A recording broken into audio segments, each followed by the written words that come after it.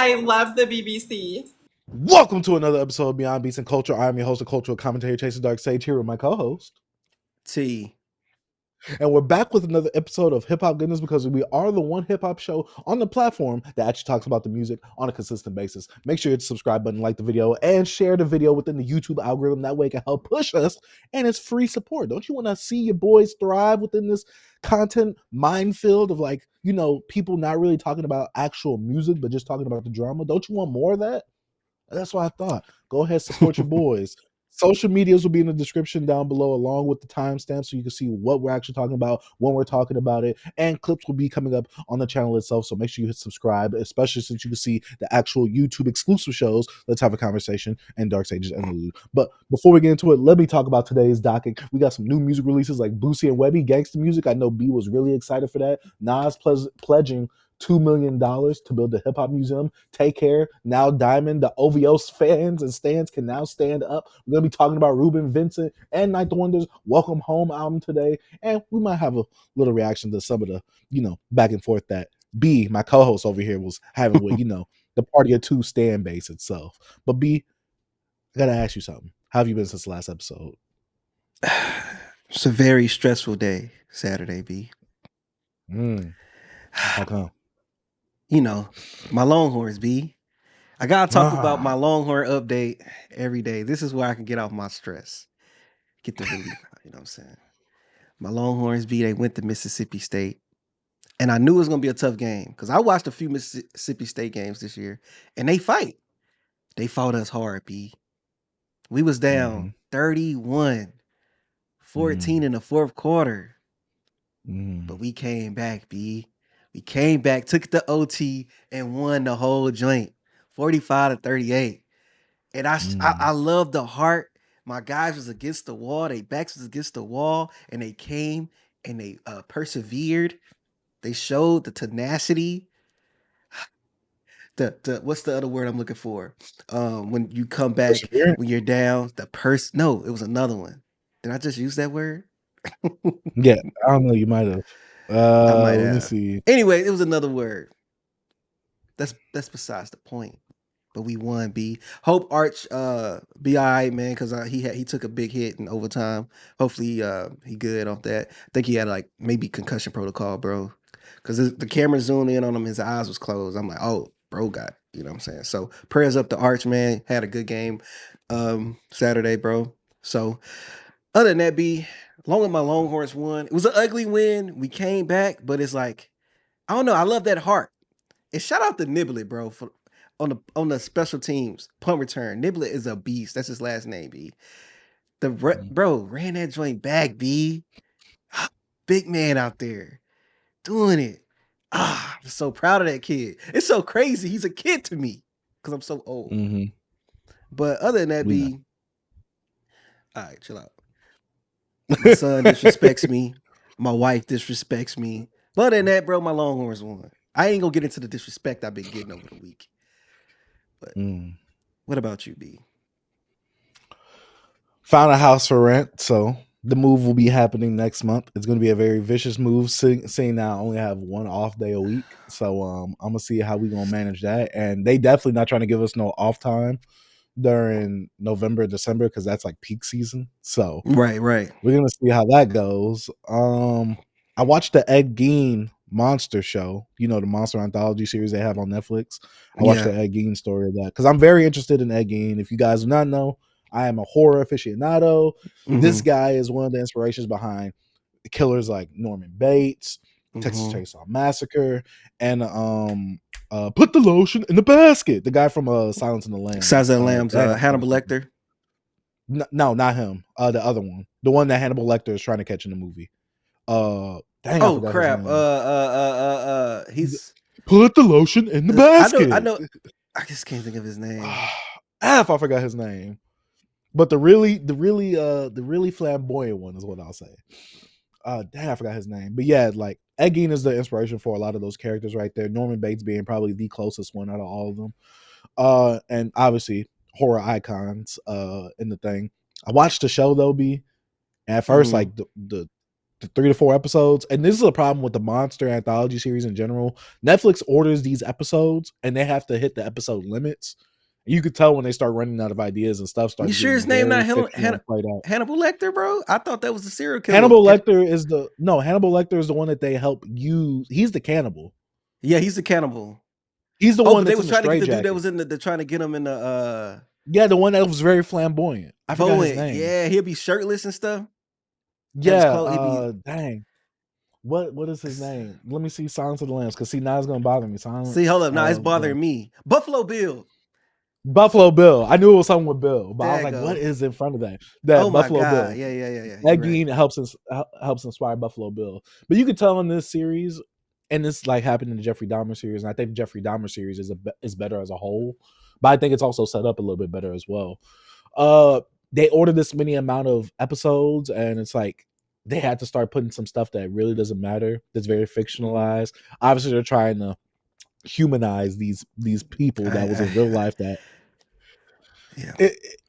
see, I like the movies. Like I like the movies. Friend of Dahmer, or I remember Friend of Next Dahmer. Door Neighbor of Dahmer. Yeah, see, I like that because it's showing the Jeremy other Renner was perspective, in one and of those. like, yeah, and I like that movie. I like the Dahmer show too, but it's like you could tell that they try to humanize them, and it's like, I want you to make them as evil as you can be, because these are very evil people. Now, Ed Gein, I'm not gonna lie, Jeffrey Dahmer is way worse because Jeffrey Dahmer was out here catching bodies. Ed Gein only, supposedly, hypothetically, only like really caught 2 bodies. He was more so digging up bodies and maybe his weird. brother and the lady at the store, at the general store. Well, no, it was the two that was confirmed was the lady at the general store and the lady at the bar. Those are the 2 that were confirmed. The brother, it was. I know it's like but the show, show, they didn't know. But the show makes it seem like the speculated kills that he had were confirmative kills in the show, and I'm like, and the thing is, the show. The problem with this show is that because he's inspired such great characters proceeding him or whatever, they draw inspiration more from them than they do him. And so there's scenes where it's like he's literally getting the chainsaw and he's moving like Leatherface from Chainsaw Massacre, and I'm like, I know this can't be real. And I had to look it up, and it's like he never used a chainsaw. I'm like, why are we even putting this in the movie? I mean, in the show. I'm like, I love Leatherface, and I get it that Leatherface more so comes off as like he likes to dress up as the woman, be the motherly figure, and he uses the ripped off mask, he skins people and wears it or whatever. I get that aspect. I get the whole Norman Bates, he has schizophrenia, he's hearing his mom talk to him. I get this. But when you watch shows and movies like Bates Motels or Psycho, you like Ed Gein comes off more like a Norman Bates than Ed Gein comes off as like himself. And I'm talking about the show, guys. I don't really care about the actual killer, right? I'm talking about it from an entertainment perspective. This is based on real events, but a lot of it is very fictionalized for the actual show. But I do like the fact of they actually touch on Psycho being made and the effects of Psycho and all that type of stuff. So I really enjoyed that. But go ahead. Oh, my bad. Keep going. Be my bad. No, I was just gonna say overall, it fell off after the 3rd or 4th episode for me. Like I was feeling it up until then. Like people don't know, I'm a true crime I love true crime stuff like growing up as well. So I hate to use the word studied, but I know a good amount about like Ed Gein, like since like middle school type shit, bro. But I knew a show wasn't gonna really work for him like that. And I just don't like watching TV shows when they try to romanticize and humanize some of these guys, because I feel like it's better to I don't know. I think with serial killers, it's better to just watch it or watch it in like documentary form, because now you can kind of get in details into like a lot of the victims and things like that. Because with the shows, especially with Monster, they actually try to detail like the things that they was doing cinematically, and it's just to me that just turns me off. Even though like gruesome and all that type of stuff, it don't really bother me like that. But like when you have a guy that also, did they bring up the situation with him also being a kidnapper and kidnapping little girls and stuff like that? No. So a lot of there's a situation similar to that when he was babysitting and he took 2 kids to his house. But it's not like he was like per se kidnapping, like he was trying to keep them. He was like, in the show, they try to make it seem like, and they try to make it seem like he a bit autistic, but back then they didn't really have that term. But they try to make it seem like he's somewhat on the spectrum or a little bit slow or a little bit, not really keeping up with to pace with people. And so Mhm. he has a very childlike nature. He brings them to their house and he shows them a magic show of where he actually has the people that he skinned. He wears the mask or whatever. He takes the head off and he acts like it's a magic show to, like, you know, because initially he's trying to impress this girl because he's afraid of having kids with this girl. And she's like, oh, the best way for you to get accustomed to having kids is to babysit. And you could use this family that I babysit for, and you could babysit them instead. And so, Yeah, you know, that he does this. He from takes them to the house. It's very fictionalized. That's what I said. The first 2 to 3 episodes, I'm like, all right, we getting into it. But after a while, you know, they getting into necrophilia. Like I said, all the things that they speculate about Ed Gein, they try to make it fact in the show. Can I tell you the last episode? Can I spoil it yeah, a I bit don't for care. I'm you? not gonna watch it. I'm not gonna watch it. For the viewers out there that's trying to look for the Ed Gein show, don't. Literally, the last episode is him in a retirement home or elderly, you know, mental hospital, catching Ted Bundy. He's the person that caught Ted Bundy. How? Oh well, you know all these other serial killers were inspired by Ed Gein. So you know, these federal, you know, the FBI agents, they're going to all these other serial killers to try and get tips on who this new killer is. And so they're like, oh, let's go to the original source of like who all these guys are inspired by. So let's go to Ed Gein. Maybe he could give us some inside information on like who this guy is, what's his motive, and what's his name and stuff like that. And because of the information that Ed Gein gives them, they catch Ted Bundy. Oh my god! Look, even though I know it's a whole show about, you know, that they did a whole dramatic series they did about what's it called, Mind of a Killer or whatever, what's it called, Mind Hunters, when they actually talk to serial killers trying to get Oh yeah. a lot of the traits of like serial killers and things like that, which is a good show. But Ted Bundy, Ed Gein, I thought you mean actually caught. I'm like, bro, he escaped twice from prison. Ted Bundy did, and they grabbed that man up. He was trying to escape. You know, Ted Bundy, what he did, bro? This dude was getting chased by a cop B, and the cop was shooting at him, and Ted Bundy act like he got hit. The cop came up to him, and Ted Bundy tried to take the gun. The cop was like, "Not, what are you doing?" Like, come on. Hey Ted Bundy B, was I'm an shooting them idiot. for extra measures. B, I'm pow pow. Yeah. You just gotta make sure you dead. I heard they got a John Wayne Gacy show on Paramount. Not, is it Paramount? Oh, Peacock. One of those, but it focused more on like the detectives and the victims, and it humanized the victims and tell their stories. But it also, they don't really get into like what John Wayne Gacy is doing. It's just how are they gonna catch him? And I might watch that because I think that's more entertaining in my what I like, because I feel like just having like scenes of like, oh, him like killing people or like doing this type of dismembering bodies and burying them. I don't know. I just feel like that's a lot of filler to me. It's like, okay, we know what happened. Like let's tell a story around this, even though it's still icky. I only watch documentaries and read about you. I don't want to watch you in a show or something. I don't know. It's just so weird to me, B.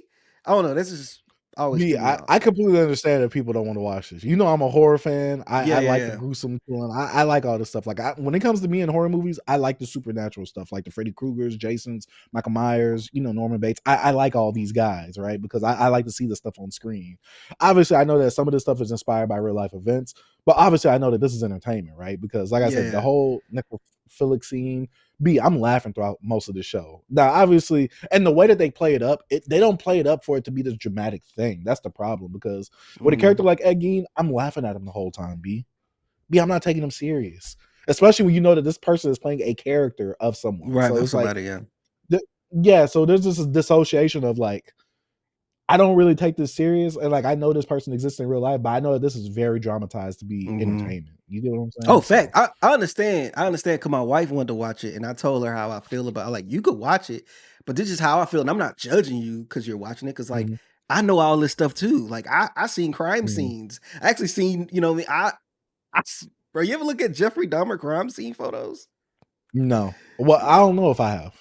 Yeah, it showed the real deal. Like, man was wilding. But let's move past this. It's gonna get really dark. This is a hip hop show because I can really go the whole thing of like of like serial killers and stuff, which is a part of my mind. Sometimes I don't like to show people that because I'm into. But yeah. See, I guess my thing is I be wanting to get into documentaries, but sometimes they be just too slow for me. I'm like, oh. I'm like, See, hurry. Like me, I be wanting to put it in 1.5 speed. I'm like, yo, hurry up, get to the good nah, stuff. bro. All I do, bro, at work is watch interrogation videos, listen to documentaries, and like different books about certain serial killers and stuff like that. I don't know. It's just I don't know. It's always was interesting to me.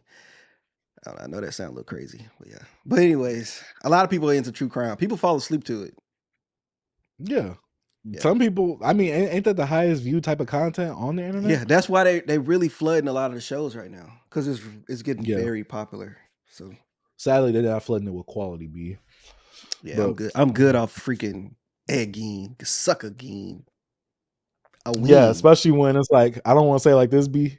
That show ain't interesting because he wasn't catching bodies like that. And that Jeffrey Dahmer, I'm like, ooh, someone gonna get away. This one, I'm gonna dig up dead bodies. I'm like, Yeah, Dahmer was I ain't watched that Dahmer one either. My wife want to watch it. I'm like, I can't do it, bro. Just I can't do it. I can't do yeah, it. for me, I guess my thing is like I like to feel uneasy. I like to feel the unsettledness. The Dahmer one, he felt like I'm like, yo, that is pure evil incarnate right there. Oh, Again, Dahmer was wild. yeah, because Dahmer's like, hey, I want to just take some pictures. Hey, trying to party hardy. Yeah, What? What man. do you mean by And hey, that? and he out there trying to take out my and he was out there taking out my people, bro. Come on, man, get Uh-huh. out of here. I know. He said, Nah. I like that chocolate. Did Let they me show it? dismember Did they it. show how he died at the end on the Dahmer? Oh yeah, they beat one Did of the the black inmates beat him to dude death. the black dude beat him up? Hmm. Yeah, as long as they And then show they, that like I said, they try to justice. humanize him. Oh yeah, he found Christ. He went to Christianity. I'm like, Nah, bro. I'm like, Hey, it's some other people but that hey, found Christ. And some people that was Christ-like and got popped recently. ah! Took me a while, B. But B, let's go ahead and get to the news section of the music releases and announcements because I see where you're going, B. I see where you're going. You go, hey B. The FBA's found us. Don't let that other side find us, B. Hey, 910 and forever. If you know that. Hey B, back to back like I'm on the cover of Lethal Weapon. 910, 910, 911. Come on, B. That's Oh crazy. man, but let's go ahead and talk about these music releases and announcements. Boosie and Webbie, Gangsta Music 2 for the 20th anniversary of this? November 21st. B, I know you're not checking this out. I'm not, but you know, Are you? this is no, Oh, I'm not gonna listen to this. I'm not. Boosie and Webbie is big in my childhood. I love these two guys. Gangsta music is a classic in the hood, you know what I'm saying? Especially when I'm out way. Where we from, bro, anywhere in the South, bro, Boosie and Webbie was like, they was them niggas, those are bro. the guys. Yeah, Most definitely. So I don't know. I might listen to it, but it ain't gonna have that same effect. You know what I mean? So of course I not. don't know. I got the It's first one not. on vinyl. You got Yeah. to get on down? Uh, yeah, when it first came out, but it's not a Get On Down exclusive though. Right. Juvenile, new album, Boiling Point, all produced by Manny Fresh, November 15th. B, we listening to this? You're No, not. I'm not. I know. Bro, I haven't only a juvenile album I ever listened to was 400 Degrees. That's it. I've heard some stuff here and there, but I've never like Yeah. fully dived into a Juvenile album like that. Besides, I It's not forget. I think maybe his first one. yeah, I know like other juvenile tracks, of course, you know what I'm saying? But Of like course, 400 Degrees is like that's it for me. that's the And one. he that's the one. And if he put out something new, man, I'm not gonna check it out. I'm not gonna lie, bro. You know what I'm saying? I'm not gonna be on here and fake the game. Like I told y'all Yeah. last week, I wasn't gonna listen to the Hit Boy and Alchemist, and I still didn't. I ain't listen to it. So What B? But B, they're rapping better than rappers nowadays. Come on, B. That's what the Twitter people told me. yeah, I'm just And not listening to lastly, it. Bun.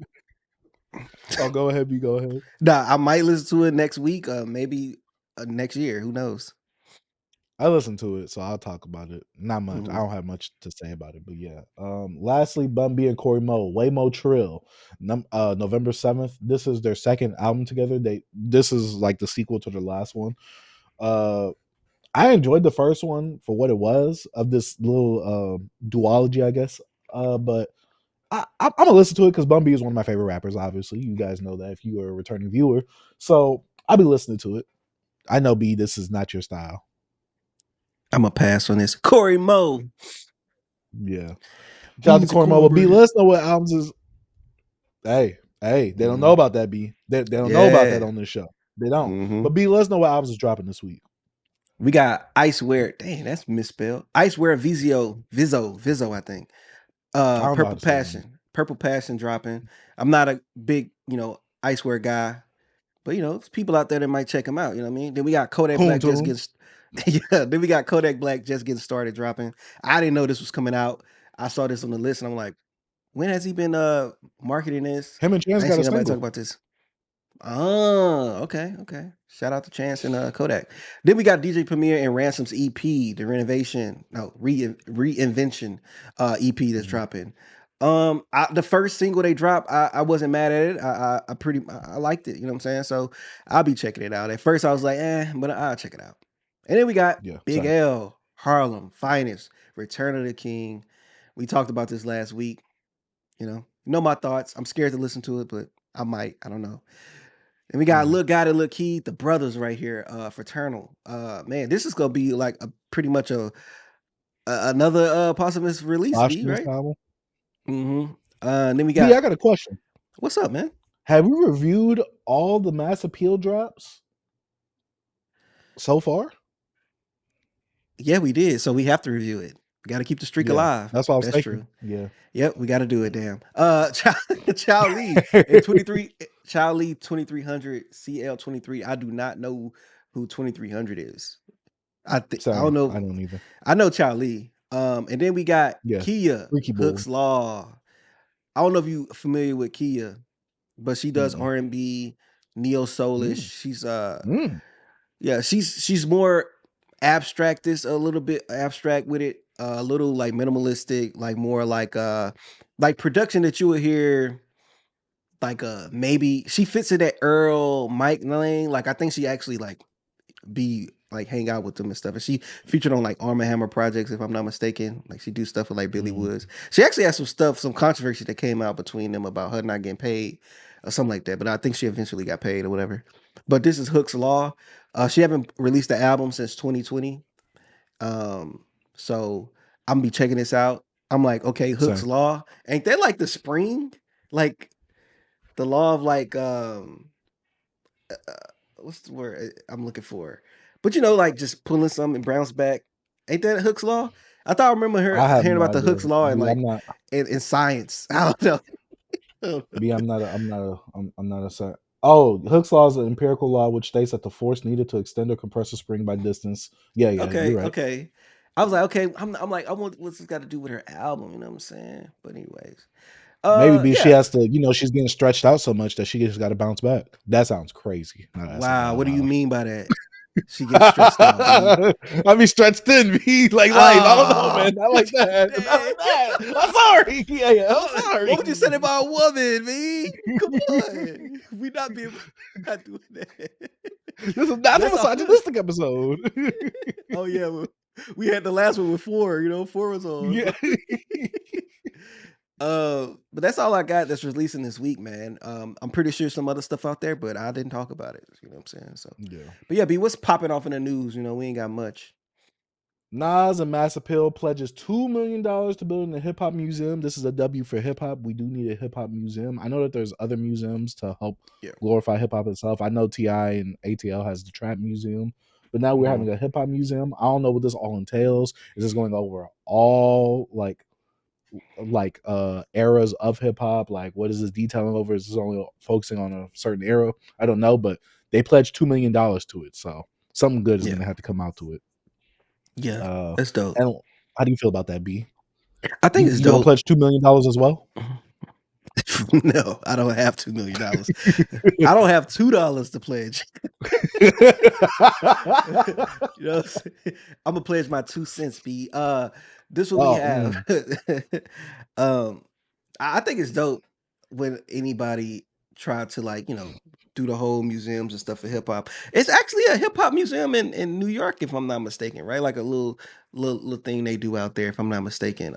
I don't know if they try to make it a bigger thing, but I promise you, I thought it was a hip hop museum. See, I thought it was in New somewhere York. else, but I could be wrong. I don't know. Yeah, because I swear it was a guy on Breakfast Club years ago talking about contributing to the Hip Hop Museum. You remember that? I know what you're talking about. Mm-hmm. And I don't know, but I actually bought like different like figurines from a website called Hip Hop Museum. They got all type of stuff on there. But yeah, man, this is dope. Shout out to Nas. I see he's putting his money still into hip hop. So he's like, yeah, I'm gonna put all this other money in this casino, but I drunk like 2 million over here. Mm-hmm. Of course, B. It was so crazy, bro. I was listening to Fast Life, watching a video of the Fast Life with Cool G and Nas, and how they in the video they opened up a casino and a hotel, and I was just thinking about what they were talking about, and I was just like, nah, look at Nas now, nigga, still opening, nigga, really opening up casinos and stuff. Like, this is crazy. But yeah, foreshadowing. And lastly, OVO fans, Drake stands. Y'all can stand up. Take Care has now been certified diamond. The last hip hop album to go diamond within 20 The water years. That's came out crazy. my mouth. Within 20 years since what? Eminem's Curtain Call, I believe. And it also went diamond on his birthday. Take Care is a classic album. Yeah. I hope Shout no out one Drake, is disputing that. Shout out to Yeah, Drake. facts. Yeah. I see a whole bunch of people, being nasty as usual. This threw oil on the flames, B, and I'm like, oh god. Oh damn. Oh god. I know.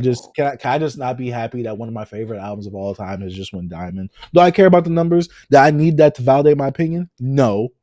But it's a dope thing for the artist to have, though. It's dope, man. It's hip hop. Yeah. I just wonder what's going to be the next diamond hip hop album that we're gonna get, though. Because this was the last one we got in 20 years since Eminem. Maybe Good Kid, Mad City. See, I was thinking that, but I'm like, maybe I think I think it might be Views. If I wasn't even thinking about Drake stuff, but yeah, it could be Views. But I feel eventually it'll be Good Kid. I think it's just gonna go down the line of like the albums, and then of like those top albums in the last, I'm gonna say 20 to 15 years.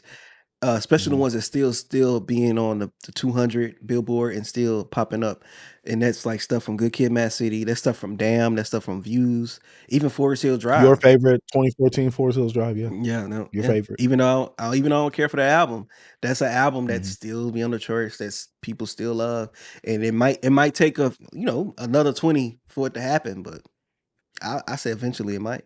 You know what I mean? Do you think that music might last another 20? Be real. What do you mean, his music? Mm-hmm. Hold on, what you say? Say that again. You said J. Cole music? Cole's 2014 Forest Hills Drive. Do you think it'll last for another 20? Yeah. It's a classic, B, why the quotations? It's a classic. It's a classic. You said no, but B, you do like this. It's a classic. B, you didn't say that with it's a classic. Hey, it ain't a classic to me. Oh! I never liked it when it came out. I don't like it now. I really don't like it now. I really listen to it like this is trash. It's trash. It ain't trash, but it's just not my cup of love. Yeah, I feel it, B. But yeah, shout out to Drake. Hey, Drake, you're gonna have to give us that interview. When they was talking about academics saying that Drake is gonna have an interview with someone so left field, he was really talking about us. So y'all watch out for that Drake interview that we about to have soon. That we'll never have. But other news, B, and other questions, I have something really important to ask you. What is that? What have you been jamming since the last episode? Man. What I've been jamming? Not much, but it's one album that I didn't get to that I really hated I didn't. And that was the Bruiser Wolf and Harry Fraud album. Huh? Oh. Yeah. Nothing. Yeah. Okay, yeah. Bruiser Wolf and Harry Fraud, Made by Dope. I did not get to this album. I'm bad. I'm so sorry, Bruiser. And another album I didn't get to. I just want to mention, I want to put this on wax if I can remember to listen to them when I re-listen to the pod.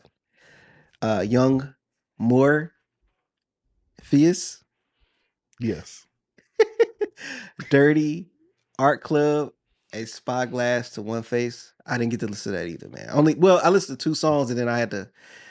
One album just stayed in my rotation I just couldn't get out of, but we'll talk about that later.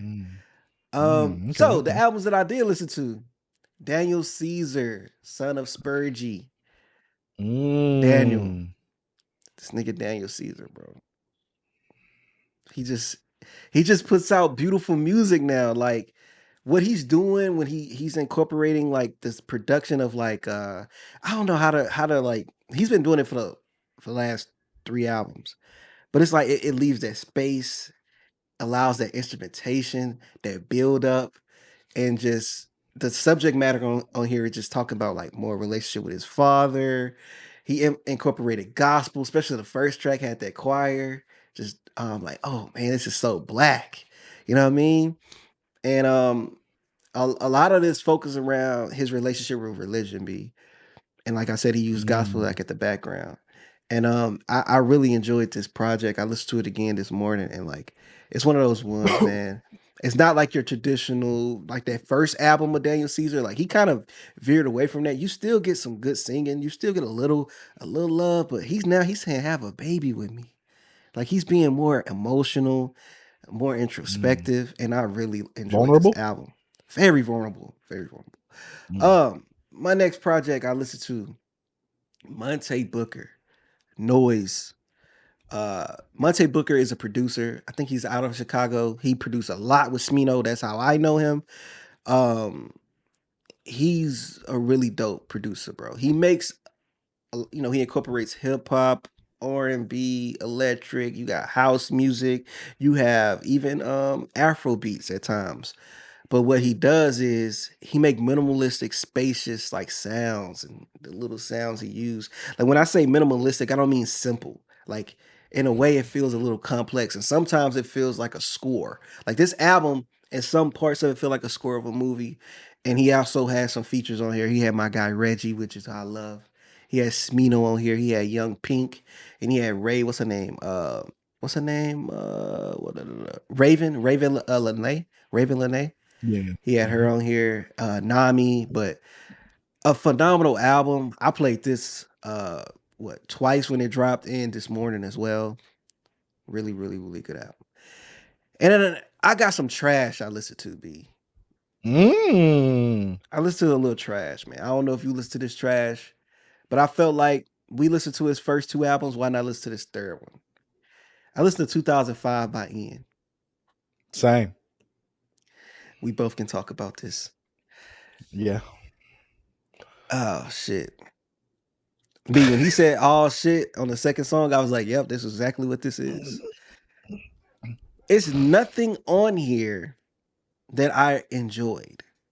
Like usually you could see something and you could be like, oh man, I see what he was doing there. This was so phoned in for Ian. It was like, I'm just gonna throw something out here. This was ass. He probably need to pick up that guitar and do some honky tonking, because this right here was horrible. He tried something with Soul Provider, but it didn't hit. This boy tried his best for people to relate to him. And I know me and him, we not the same. We not in the same age group. You're not? But that's when I know that don't mean anything, because I listen to artists that's younger than me, that's not in the same just space I'm in, and I relate to it. This right here, my nigga Ian, stop it. He gotta stop, B. I'm sorry. This is just not good. Like I know it's like I said before. Yeah, it's black kids that do the same type of stuff. You know what I'm saying? And we just write it off. And he got eyes on him because he's white. And that's true. And then he tried to play on the whole trope. I don't know if you saw the trailer to this, when he had acting like he was doing country and woke up. Cool little marketing, but it didn't do what he thought it was gonna do. He thought he was gonna rage bait. It didn't do much rage bait, and I didn't see nobody talking about it. But I'm gonna tell you this, bro. Put the fucking mic down. I'm taking it from you, B. Put the mic down, Ian. Pick up the guitar. All right, that's all I really gotta say, because I'm not even breaking this down track by track. It was nothing in here even worth that, B. I'm sorry. For me, I enjoyed this way more than his last 2 projects. Now, is that saying much though, B? Is that really saying much? B, I wouldn't even say that. So this is the thing. You giving this? What's up, man? He sounds like he literally took Yeet And he sounds directly like Yeet, but on this project, he strips away that auto tune. So he doesn't really use that much auto tune compared to what he usually does, because usually he has a monotune, very, I mean, monotone. very, yeah. He takes the auto tune and uses a very Mhm. monotone, like, delivery and flow, which creates for a very boring atmosphere. On this project, I see that he invoked a little bit more emotion. He invoked a little bit more oomph in his speaking, right? But to me, it just comes off as very, very diet Yeet. Like, to me, I'm like, this comes off as like you're trying to completely mimic Yeet now, because Yeet, very charismatic, very he's a character when he gets on these beats. Ian feels like he's trying to do that now, and he's still trying to go over some of the same similar production from the futuristic era of the Atlanta music scene, but he's also going over modern production too. And like I said, he's evoking more emotion, but sadly, he still does not make this his own, because it just sounds like Yeet. Like, every one of these songs, I'm like, this sounds like something that Yeet could have done.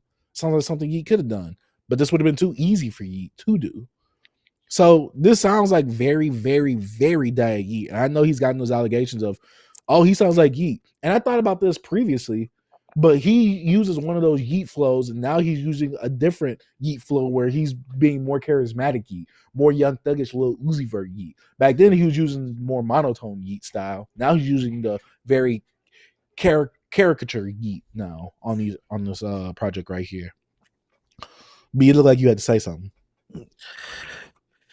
B, like I said, he was trying to have some type of emotions and more introspection and trying to talk about how he feel, but it felt empty. It didn't feel believable. It just felt like, oh, I'm just trying to do this.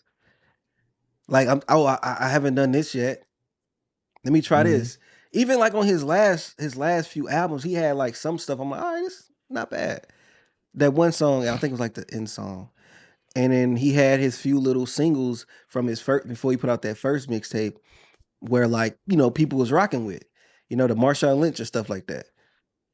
I feel like this nigga probably was, the lightning in the bottle you talk about.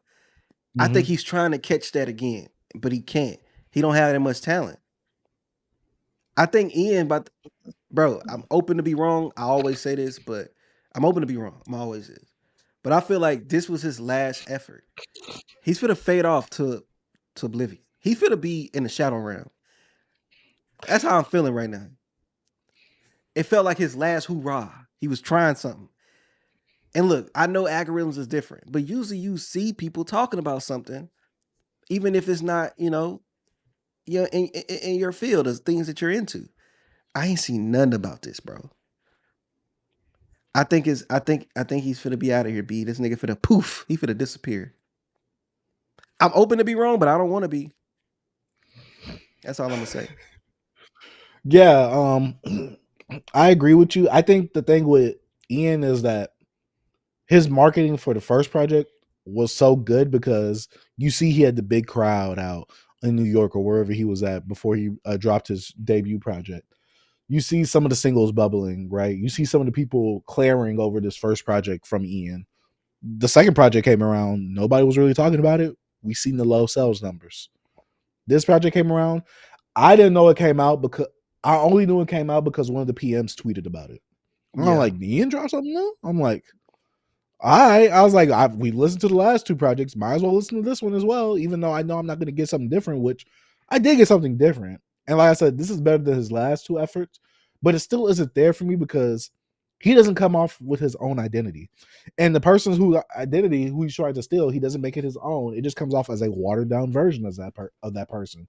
But still, like I said, because this is closer in identity to the person he's trying to copy, this sounds better than the previous two projects he had. To me, this had a little bit more energy, a little bit more emotion, but to me, it still doesn't hit it on the nail.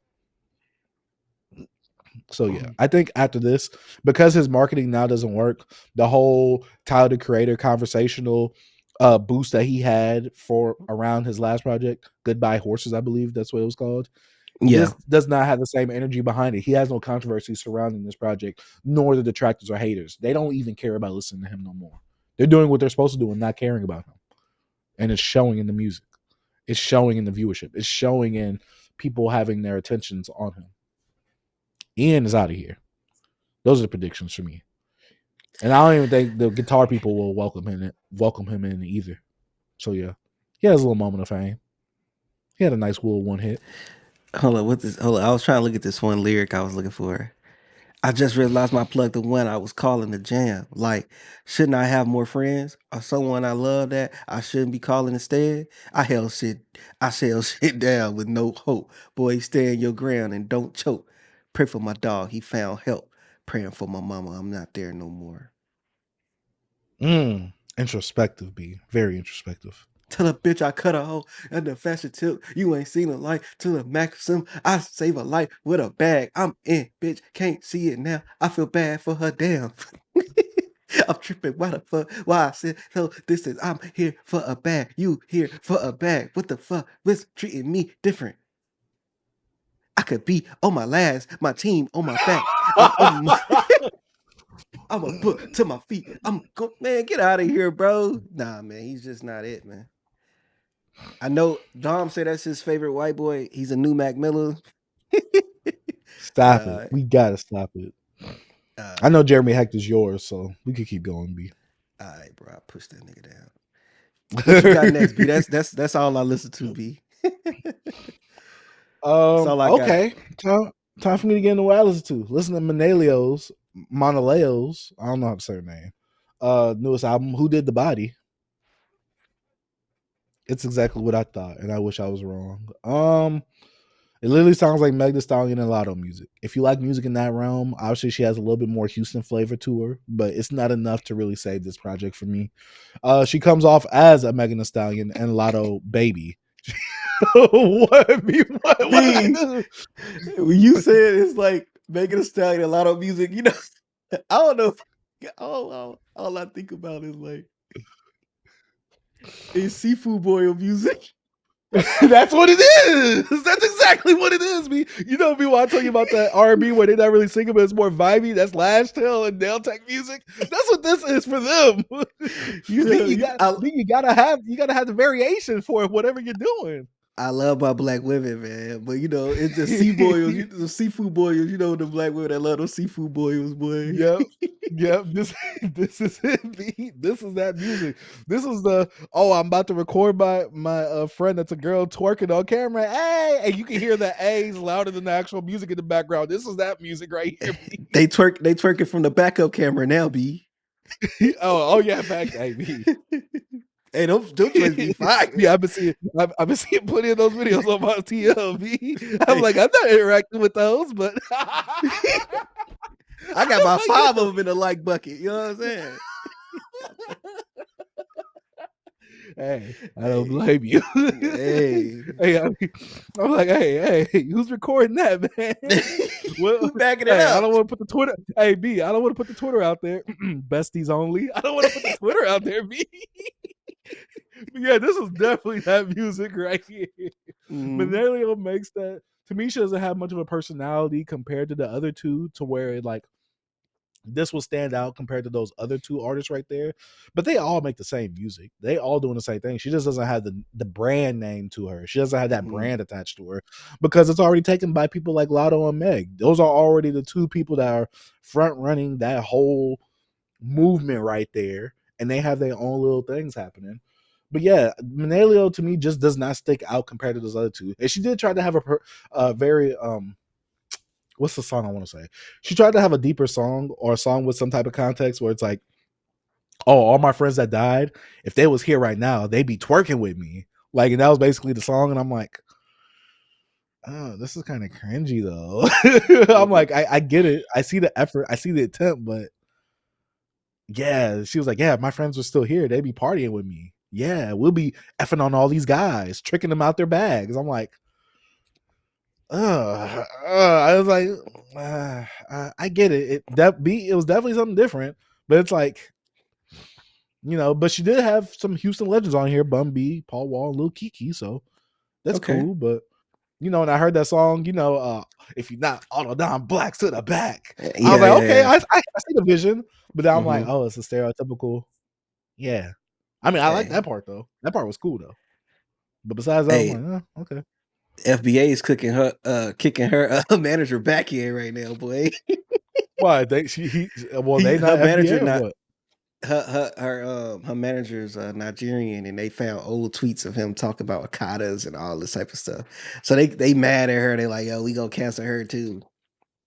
The Well, FBA I mean, she dudes, said, they she did say weird. all non-blacks to the back, not all non-FBAs to the black. I mean, to Yeah, the back. So yeah, they weird, bro. Monaleo, who did the body? Who did this body of work? That's what I have to say. Next thing I listened to, Big Crit put out a new single, Gotta Do It. And this is definitely that newer Big Crit. And to me, I split Big Crit's career from It's Better This Way, everything pre It's Better This Way, and post It's Better This Way. Post Is Better This Way has Forever is a Mighty Long Time, Digital Roses Don't Die, and Crit Is Here. It has all that. But everything before that, that's like this is my country cousin right here. You could definitely tell when the difference between Crit, because he definitely starts rapping different. He sounds different. The weight that he had on him when he was rapping in the blog area, he does not have that same oomph to him sometimes. It is hard for me to explain that unless you're a Crit fan. Um, but I like this track. I thought it was a cool track. I still want Crit to come out with a body of work of himself producing himself, because I think that's when he's at his best. But this was still a cool little single track that he came out with. Hopefully, this is to be a good, indication of what the album is going to be, because his last project, the last hip hop project, rapping project he had, Crit Is Here. It was a lot of MIDI, because he was choosing a lot of mid beats, and I feel like those beats could have really pushed Crit if he would have had a better beat selection itself. But I think Crit is at home and at best when he's producing for himself. So yeah, Gotta Do It is a new single by Big Crit. Make sure Good y'all check track. it out. Yeah. Oh, you heard it too, B? Yeah, I heard it. Mm-hmm. Oh, okay. It's cool. Okay. I heard BabyChiefDoIt's Warning Shot EP, because I'm like, you know what? It's a loaded music week. Let me check it out. It's exactly what I thought, but it did get a bit boring here and there because the beat selection wasn't varied enough for me. He has a very similar flow. I mean, he does have a Cash Call Bang feature on here, but with his very rough and tough, very loud delivery, I'm like, this don't fit on this type of beat for me. But I get the attempt. He's young. He's having fun. So I can't be mad at it. Listen to BNYX, who is a producer mostly known for the stuff that he's done with Yeet and some other artists as well. He put out a little EP. I enjoyed that as well. He had a Yeet song on there. He actually had a song with Earl Sweatshirt on there. That beat was beating Earl up on there. I'm not gonna lie. But this is production that this is my favorite production that Earl has went on within the past few years though. So I don't know if that's saying anything of much, but I enjoyed this project right here. There was some cool features on there as well, though. He's not rapping at all. Obviously, he's just producing. But speaking of producers, I heard Alchemist and Hit Boy's Goldfish. This thing that hip hop Twitter was really hyping up for this to be the next great thing. I've been listening to Hit Boy for the last few years. I've been listening to his projects that he's actually been dropping, unlike a lot of people who's just not catching on because he's working with Alchemist. It's very standard, easy digestible punchline rap. But this is like the punchline rap for the people that like the Rock Marcianos and all that. The problem with this is that they don't have enough charisma or personality for them to really do a project like this, and for me to really want to go back to listen to this again. Some of the features on here were fantastic, like Boldy was on here, Conway was on here as well, but them two as a duo, Hit Boy already isn't that interesting as a rapper. To me, Alchemist also isn't that interesting. You could tell that he's influenced by the people that he produces for, because he tries to do a lot of Rock Marciano isms in here, and I'm just like, they don't hit. And some of the punchlines and the bars are kind of weak as well and very easy to like get. Like none of them really have any like substance to them. Or I'm just like, oh, that was a nice little flip right there. Like he would say something, I'm just like, that was very simple. Like if Lil Wayne would have said that, people would have been crucifying them. But because of these guys and their names, they're not going to crucify them for saying that. You get what I'm saying, B? Mm-hmm. So yeah, I crucify Hit Boy for his freaking beats. I'm not a fan of his production like that. Hey, we're not gonna be disrespectful, okay, B? But wait, what production do you not like by Hit Boy? Most of it. I don't care for the Nas run. His stuff he used to do with Dom Kennedy. What they used to be? Half a mil. Half a mil. Shout out to my boy Ray. I just never really was a Hit Boy guy. His production never really did it for me. Like you said with Rock with Alchemist. He tried to rap like Rock Marciano and them. I've been seeing this man with Henderson. But it's very, like you said, it's very monotone, no character. But I like it when he with Oh No, like, Gangrene, because they be talking about Mhm. like killing and But breaking also bodies, that's in their fights. realm though. I feel like that's Mm-hmm. they're more in their realm. Like they try they try to do that on here at one point. I'm just like, no. I'm just like, no. Nah, Facts. But yeah, this Goldfish project, I know they had one song about them talking about their children and all that. So I'm just like, all right. I'm not gonna cool track. yeah, yeah. But besides that, nothing to really write home about. Production was cool though. And last project before we talk about the one that we listened to together, I listened to Leon Thomas's "Folks." Now I'm not gonna Ah, lie, let you me put forgot that to. on my You didn't. list. Most definitely. Fudge. I listened to this once. I really wish I could have listened to this more. And B, I know a lot of people. I know a lot of people have made this assumption, even though I've had very differing opinions. A lot of people say that, oh, Leon Thomas is this generation's Prince, and I'm just like, how do y'all get that from like Mutt and Electric Dusk? Like, how do y'all? I get more. If anything, I get more D'Angelo mixed with Party Next Door Hmm. because a lot of times Leon Thomas sounds like Party Next Door to me. And Hmm. like a lot of times I'm listening to a Leon Thomas song, I'm like, Party Next Door could have done this. Except Leon Thomas to me is a better writer in terms of like having better structured his own songs. Party Next Door can sometimes fall into that atmospheric realm a bit too much, the very vibey like feel too much. Like he can fall into that realm a bit too much. While Leon Thomas, I feel, has a lot more structure to his writing. But this project right here, I can see more of the Prince, the Prince, analogies.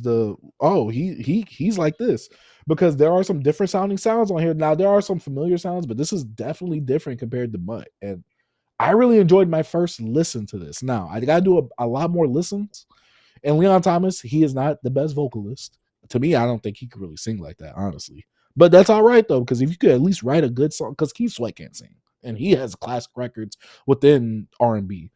If you could make good sounding songs, and this is definitely different sounding compared to Mutt, and I'm glad that this was an EP, because if this was drawn out a bit more, I don't know if I would have enjoyed it as much. But because this was so short, it was like what, less than 30 minutes, I think.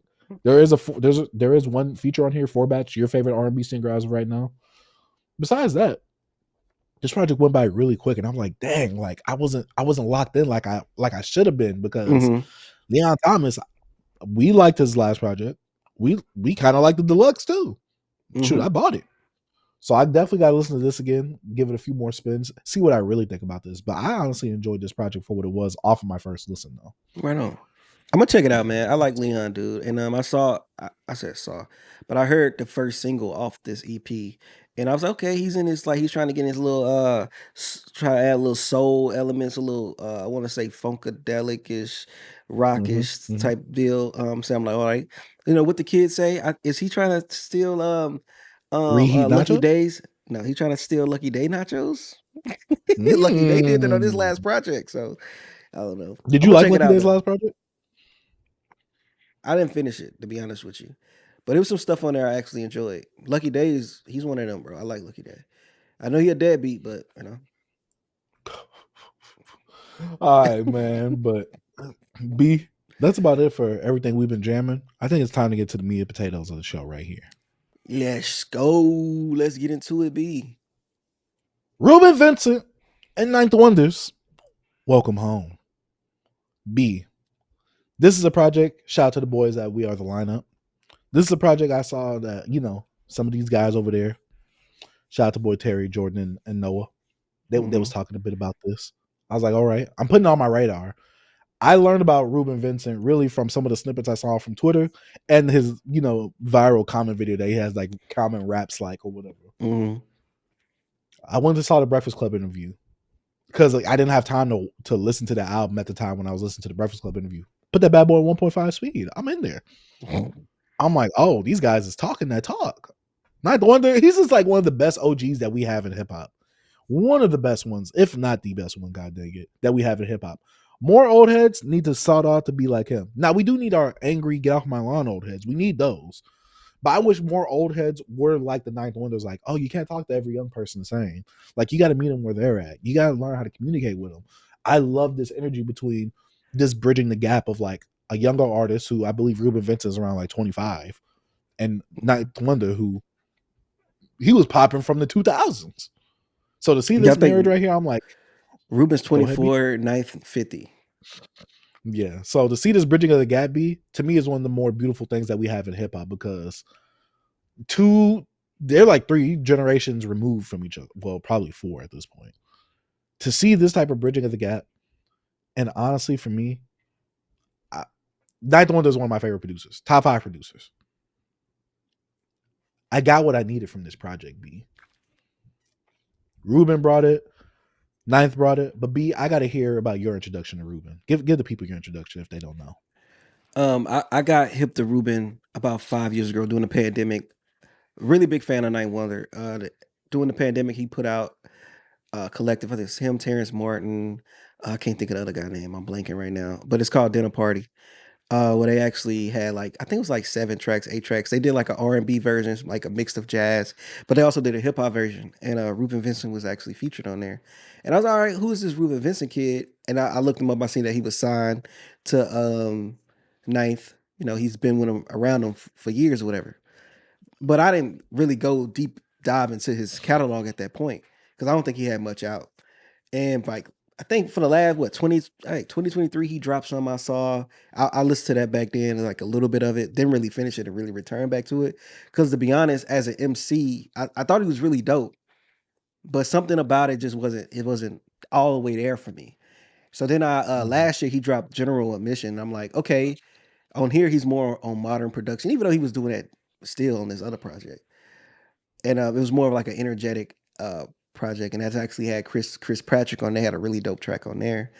And then once he been doing his whole uh, output and marketing and pushing, you know, he's with Rock Nation and they pushing this project. And I've been like, yo, I talked about it last week, and I'm like, yo, this is an album I'm really anticipating because it's fully produced by Ninth Wonder. I've been subbed to him on YouTube I don't know, about 6-7 months. So all the videos and all the Lucy's and stuff he been dropping, I've been checking it out, and I'm like, okay, I'm really enjoying all this. I'm loving the music videos. I'm loving the vibe of these tracks, the samples, and everything. And I'm like, they got money behind this.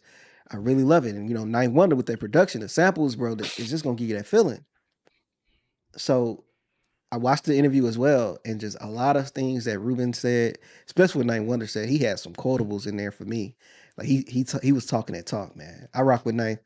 He's like you said, he's one of my favorites too, B. I've been a fan for years on years. And just when I found out that they was gonna link together and make this full body of work, I'm like, Ninth fitta like put him in a realm of like, it has to be, I'm fitta this is gonna be classic feeling. Like it's gonna give you that coming of age type of feel. And that's why I felt from it. Exactly what from the cover art, from what he was doing with the music videos and the samples from I'm like, I know exactly what I'm finna get here. And I don't know. Do you want us to get into the album right now? You want your thoughts first? My thought. What do you want to do? Where do you want to go? We get into the album together, B. All Let's right. pick this bad boy apart. All right. Can I All right. get your initial opinions on this, though, B? Can I get your initial opinions on this before we really get in there? This might be a hot take. It could be it could be just how I feel, but just from the youth perspective of a young rapper coming out and how I feel about hip hop right now and what we need to push towards and keep hip hop going. This is my favorite album that came out this year. This is my favorite. I love album. it. Yeah, I love it. This is my favorite album because we are here.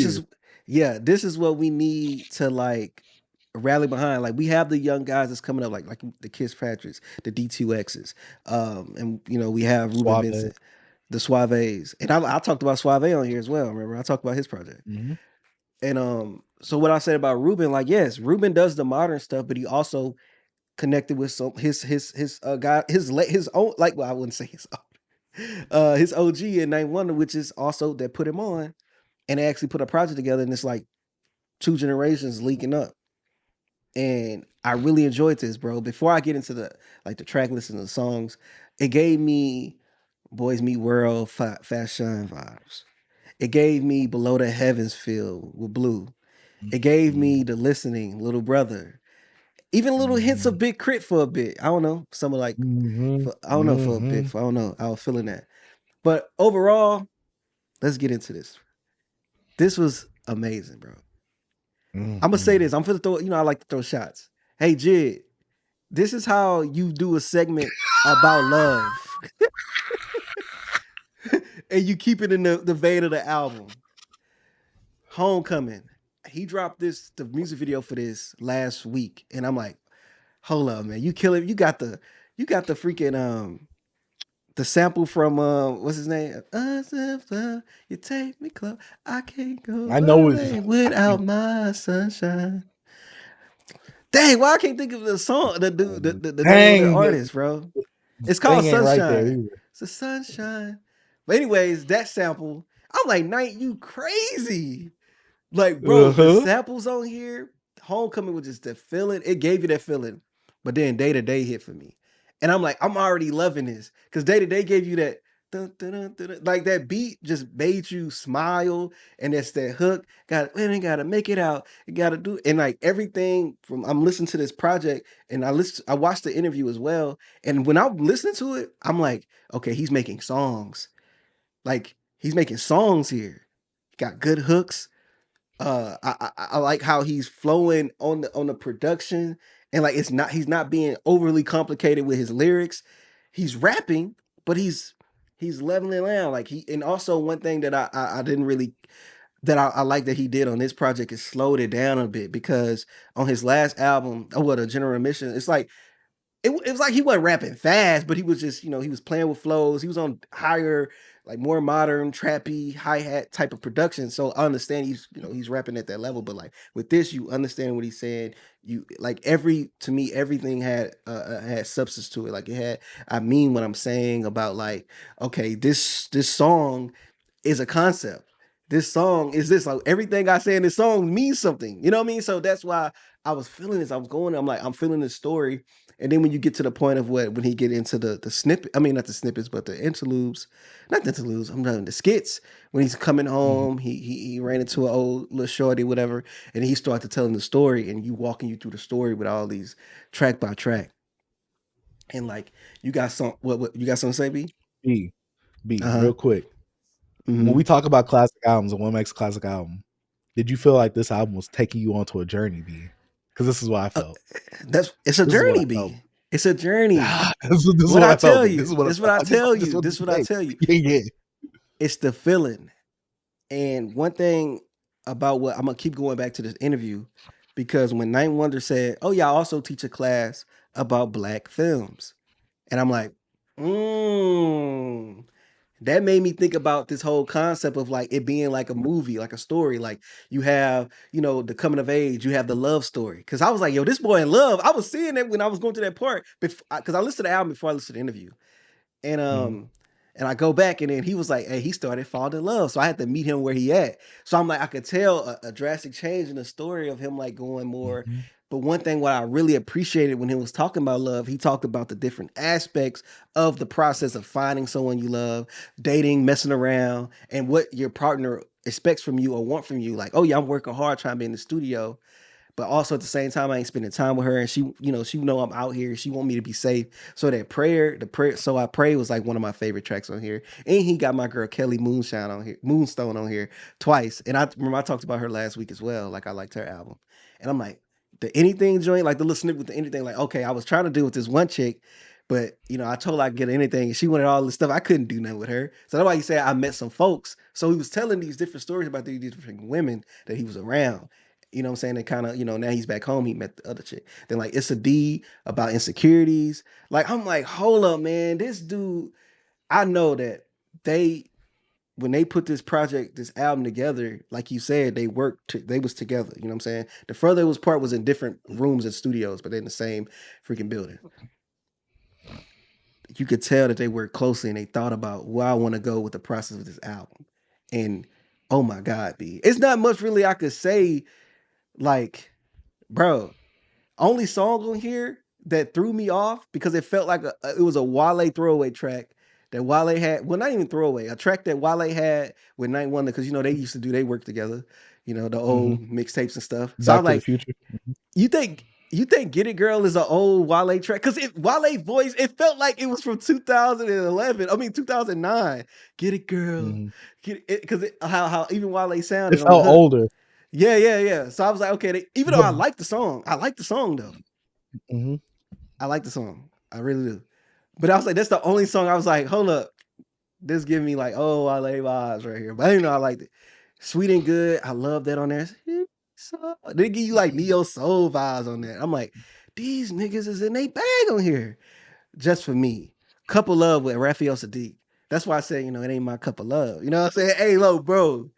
That track, fire. Then I'm good. I like, talk about, he's not doing good, but you just tell people I'm good. You know what I'm saying? Yeah, I'm good, whatever, but you dealing with things. And then My Life, I love that track, letting it flow. Even though I skipped over like Queen City, I love that. God's Children with Ab Soul, I love that joint. I'm like, bro, it's nothing on here I dislike. I had one little quirk, and then as I listened to this album like 10 times, B, I promise you. I listened to this album like 10 times. I'm not lying. My only quirk at first, the skits felt overacted at one point. Like it felt like I was like, dang, it didn't feel natural to me at one. But I listen to it as more and more. It don't bother me as much no more. But at first, CB, I thought you was gonna get on me because I was about to have that same critique. I was gonna say that the girl actor, she cannot act. Yeah. I didn't. Yeah, that's one thing. But after overall, like after we just go by it, it's like, it's not really much of a big critique for me no more. But at first, it was bothering me, that little thing. But other than that, bro, this damn near a fucking flawless album in my opinion. Mhm. And if he ever see this, bro, like hats off to y'all, bro. Like Night Wonder, like it's nothing really I could say this dude. He has like a master teacher with him, be like it's nothing really what I can really say. But how much I love this album. And it's like my favorite album that came out this year. Cause also as a young guy, he's young, so that means we could watch him grow and move into further planes. And I wish he do. I hope people watch this and just stay tuned to this kid, because I feel like this not him doing this, and he could do other stuff too. Like I like to see him grow more into hip, more in music, and be big one day. Because he's young, bro. He's just 24. I cannot stop listening to this album. What do you feel about this album, B? Just my first listen. I was getting huge, and these are two of my favorite artists. I was getting huge Big K.R.I.T and Common vibes. I tweeted down the timeline because I'm just like, this is it right here. Because I know we've only said this about one person. I got to say it about him too. This is the same feeling I got from when I listened to Big K.R.I.T. This is that same exact feeling, that humbleness, that groundedness, that personal vulnerability that I'm getting from someone like a Reuben Vincent. This is perfect for me with this palette that Ninth Wonder really gave him. These soulful, great sampled beats. This canvas that Ninth Wonder gave to Reuben Vincent. I'm like, I felt like I haven't felt this feeling except for with another artist. And we haven't got that full project since we've really been talking about that other artist. I don't want to really mention him right here because this is about Reuben Vincent, right? But to draw my similarities, and I've been listening to a lot of Drake, the comeback season. The things I got from this, I got Little Brother from this. Obviously, I got Big K.R.I.T from this. I got Common from this. I got Drake's comeback season from this. But also, I agree with you that I've got that coming of age story. I got that Blue in Exile Below the Heavens. I got all that. And I thought I was maybe just riding the high because I listened to this album. I'm like, I didn't dislike a single thing on this album. Like, he didn't really have any corny bars. His delivery was there. The features did a good job. The actual song creating was good. And you know me. Yes, it's great if you can rap well, but I need the songwriting to be there as well. He brought all that there. There was, obviously, it's Ninth Wonder producing this. There was not a single bad beat. I don't think Ninth Wonder would have even let that slide. But still, there wasn't a single bad beat or song. I rated this. I'm like, I feel like I'm on the high right now. I feel like I'm a prisoner of the moment right now. But I was like, I rated this a 5 stars on Music Board. I'm like, I find this is what I've been wanting in hip hop. A very great Southern act coming with very great personal lyrics, very vulnerable lyrics, very relatable lyrics, taking me on this journey like we talked about before, giving me the story, implementing skits in here. This is a top-notch album that I have been waiting for. This is literally, I was like, first listen, I'm like, this can't be shooting in the top 5 of the year already, right? I'm like, right? I'm like, maybe I'm a prisoner of the moment. Maybe I'm falling victim to the hype. I don't know, but I'm just like, I don't dislike anything. The more I listen to this album, I'm like, he has everything on here for me. He has all aspects of life. And it's funny because he's not doing anything like rapping about, oh, how I'm the best rapper, yada, yada. He's talking about how, oh, if I don't rap trap, I'm not going to make it. I'm like, what are we doing right now? This, like I said, this is the same things that I was hearing K.R.I.T rap about back in the blog era. And he says that blog era was like his era of hip hop too. This is a student of the game right here. But also, like I said, I gotta praise the songwriting too, because it was all there for me, B. Like, I'm like, yo. And then, the female vocalist that he had on this project too, I'm like, yo, like, this is really hitting for me right now. To me, everything just sounded good. Boy, when I heard that Donnell Jones sample, where I wanna be, I'm like, oh, bro, man, what are we doing? The samples is like such a big, like it's just such a big effect on how you feel, because you bring in a feeling, even though it's getting modernized, with Reuben, but it's just like it also brings you back to a feeling you felt, and that's what I think they wanted to give, and that's what Night One did with the production. The samples they chose was perfect because every sample meant something to the song. You get what I'm saying? Like when you hear Homecoming and you hear that production in them samples, you like, damn, like I'm home, or like you feel like you feel like us being back, like at not even just a cookout, just being around family and stuff like that. Just, I don't know, it just that feeling it gave me, bro. Each beat on here, the production on here gave me the feeling I think that they were trying to invoke into you. And that's what music is, the notes, what they do, the feeling you have. And this is what I got. And I'm like, it's no way. And I mean, I'm not gonna bring up another album, but it's just no way I can't have this album in a top 3, maybe not top 2, not 2 type of conversations, in my opinion. Just from what I wanted from an artist, a newer artist, introduction, not too much of like even though like I enjoy Rayvon's project he put out, because he got a lot of introspection, but the replay value wasn't there for me. And I hate to bring up other people when we talk about this, but immediately when I turned this album, when this album went off, when I pulled up to work, I played this shit again. I immediately wanted to hear it again. Like immediately. I haven't felt this way about an album since I was like, when I didn't have free time to like, when I had so much free time. Like I don't have much free time now. Like, bro, this dude got majority of my hours, my minutes this weekend of like listening to music. Bro, 5 times the first Friday, 2 times, no, about 3 times yesterday, 2 times this morning. You know what I'm saying? Almost 10 listens for me, B. Like I've been listening to this album. It's a really, really phenomenal album in my opinion, bro. And I'm saying, this is my favorite album that came out this year. Yeah, this is B. I keep feeling like I'm a prisoner of the moment because I know we get on a whole bunch of other people, B. And we always say, dog, you just heard this one time. This ain't album of the year. But B, this is one of them ones, B. But like, we don't get many projects like this. I know, but like, this is the album of the year you push for, to be honest. This a younger artist. This is when we looking for the next ones, the next stars. If we're gonna be behind an album, this is the album we should be behind. That's what I'm saying. And I'm not like, I love Clip's album. It's one of my favorite albums this year as well. But like we said, 40, 50-year-old producer. They done it already. They put out great bodies of work. We love it. But we need hip hop to steady grow. And even with merging with generations, like, Nine One from that generation, but it's like, we need the youth, bro, to keep this going. So it's like, this is, if I'm behind an album of the year and I'm pushing the album, this is the album I'm gonna push. And sadly to say, this album ain't even gonna be for everybody. You know what I'm saying? It's not. Some people ain't gonna like it, and that hurts me.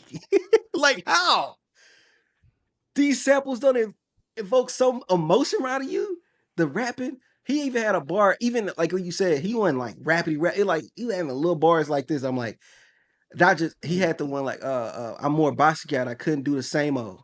And I'm like, some people won't even get that. Some people think like, yo, he was just a different artist. But before Basquiat was Basquiat, he was Samo. He used to go around New York and tag Samo everywhere. And everybody like, who the hell is Samo? But that was Basquiat. So it was like a double entendre. And then I'm like, just simple thing. I'm like, he was saying little stuff. I like this. I like the wordplay. I like how he's rapping. I like how he's floating on his beats. I like how he's announcing his words. Like you hear what he's saying. You know what I'm saying? Like he's not slurring here or there. I feel like he has the diction. You know, he has it. I like this, bro. I like this too much.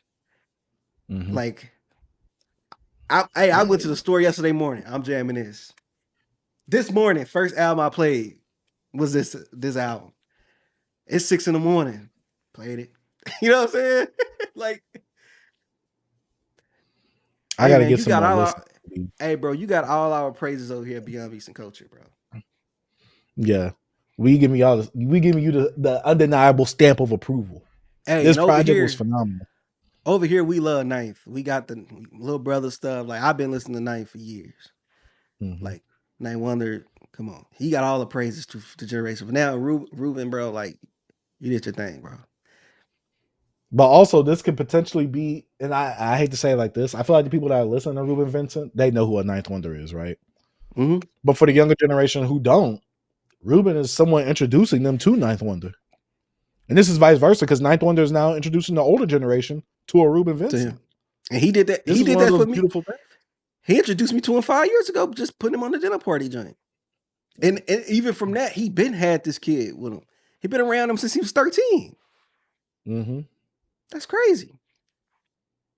That's why I said I was talking to Terry a little bit, like, because he was just saying, yo, more people gonna be saying Reuben his name and whatever. And I was just like from the 5 years from me listening to him, here and there, and then now, like you can see the development that Ninth and whoever's been around him has been showing him.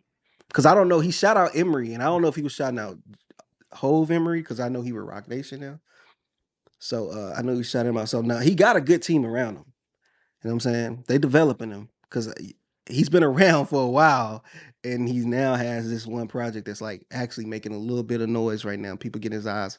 Him getting on Breakfast Club. He seems like Before on he's iTunes. yeah. So like, I think they ready to push him now. So they should. This album right here. This is a really good introduction, bro. Even though he got other albums, but this is it. This is it right here. This is here. Yeah, this project for me, I'm just like, it's part to me. I'm just like, yo, it's like I have no problem. Like I said, the only nitpick I had was like the girl, she couldn't act, but that's such a minor inconvenience compared to what this album is giving me when it comes to the songs, the music. Like, her, in the skits, it was a vehicle to get me from point A to point B. From like transitioning from this song to this song right here. And like I said, just the first like 2 to 3 songs before you really get into the story, even though he's telling a story through the songs. Then now that we get in the actual narrative of like him sitting down talking with this girl, helping her unpack her bags or take her bags out of the luggage, but they sit all night talking, which is what this whole album is. His bags. Oh, his bags. Yeah, because he's coming home. Yeah, he's coming home. Yeah. So to see all this happening, just like, certain things like on God's Children, Absol talk about basically you can't relate if you never got a whooping in the back of the church. I'm just like, yeah. Absol, man. Like, yeah. And then the whole announcement, like, oh, we got someone from Carson, the TDE, the black lip pastor. I'm just like, oh, and I was listening to the track. I was looking at the track list while I was going through these songs. I'm like, oh, that boy have so coming. I'm like, no. I heard his voice. I'm like, oh yeah. I'm like, this might be it. This might be it right here. And I do like the non-over reliance on other rap features as well, because to me, that's one thing we are missing within hip hop, especially with projects. Like when we're trying to build projects, we're missing these songs where it's like you get the woman vocalist to get on that hook, maybe give a verse or something like that. We're missing that. We're missing to me, this album was like soul food. This album fed me. Bro, the only song on here or from a feature that really didn't like was just like a filler song is Get It Girl. Like while they just said, in the hook. But when you think about all the other features, they added a different element. Even Marco Plus rapping on here, he talked about how he wasn't good. Like what things that make him, be that feels good. And the female vocalists on here incorporating their voices and just being an instrument into this production. And you got Raphael Sadiq on his hook, talking about the cup of love. And just it was, bro, everybody on here played their role and they just did it perfectly. Like they used everybody. Talking about a great body of work, B. This is a way to man, if you're gonna make a statement, bro, you want people to hear you. This is how you do it. The skits, the production, the rapping, the storytelling, the journey, bro. I love it. The pacing. The pacing, rarely, Was really good. Usually, you get really first. All right, he get into the whole like lovey-dovey stuff at first, and I'm like, okay. Then you get none. I'm like, okay, but it's a different perspective, and this beat is fire, and I like this song. And I'm like, I'm not mad at this. And the first thing I thought of is, Jid, this is how you do this. Oh man. Yeah, because my thing is, I know we listened to a lot of projects this year. Obviously, a lot of the times when we get albums, when we get the girly part, you know, we hitting the girly section, and them sections be like, ugh, like it's like we getting the same thing over and over again. And sometimes this song might not be as good as this other song right here. And it's that one block where you like, yo, like I'm just trying to get through this slog so I get to the other part of the album.